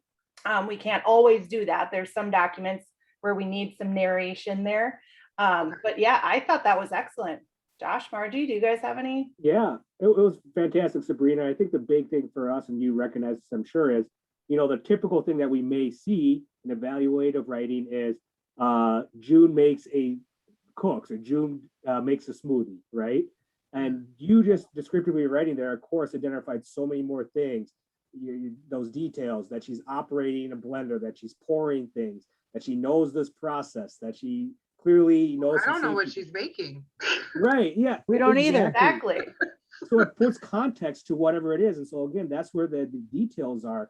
Because again, you're going to see transferable skills. You're going to see things, ideal conditions. You're going to see that things that person's doing already naturally. So fantastic job. I mean, I think that's the big thing that we want to hit home. Just because yours sounded different than other people, oh my goodness, Nathan was talking about Irish kilts or Scottish kilts and some other stuff. You know, That threw me through a whirlwind. I'm like, oh, yeah, we don't expect you to know that stuff either. And that's some new kudos to him, right? He noticed those things and was able to, but really the details that you were able to capture, that's what's important. That's what's so great job on that, really. Margie? And when it comes to doing descriptive writing, when we're doing that, it's already on their sheet in general. So we don't need to put the name or she. It's just, this is how we're rolling with what they're doing. And if we were, sorry, what? No, go ahead. And if like, well, of course, it would be like she pushed this down if you were using it to identify anybody or however they like to be identified. But within that, we can just short and sweet and.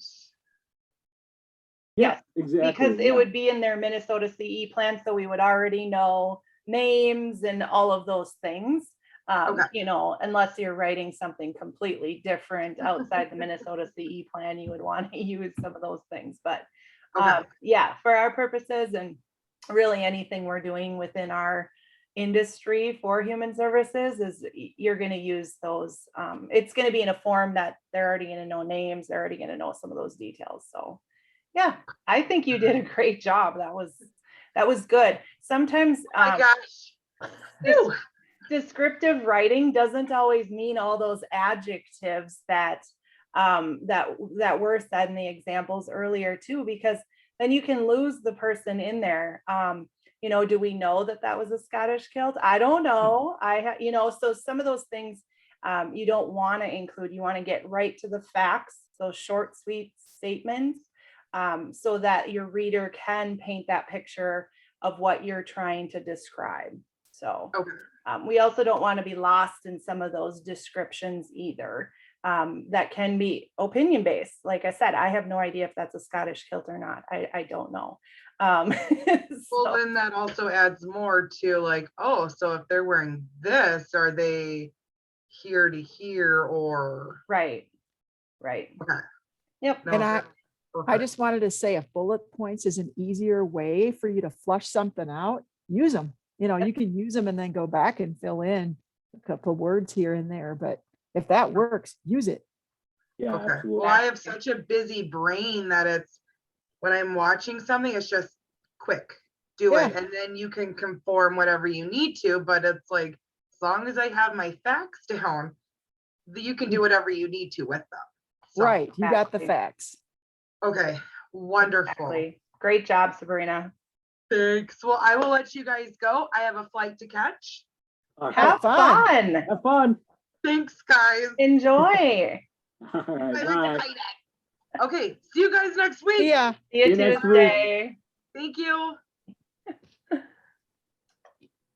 looks like All we right. still have Jordan with us, but that's okay. Are we still recording as well? Yeah, we can stop the recording. Yes.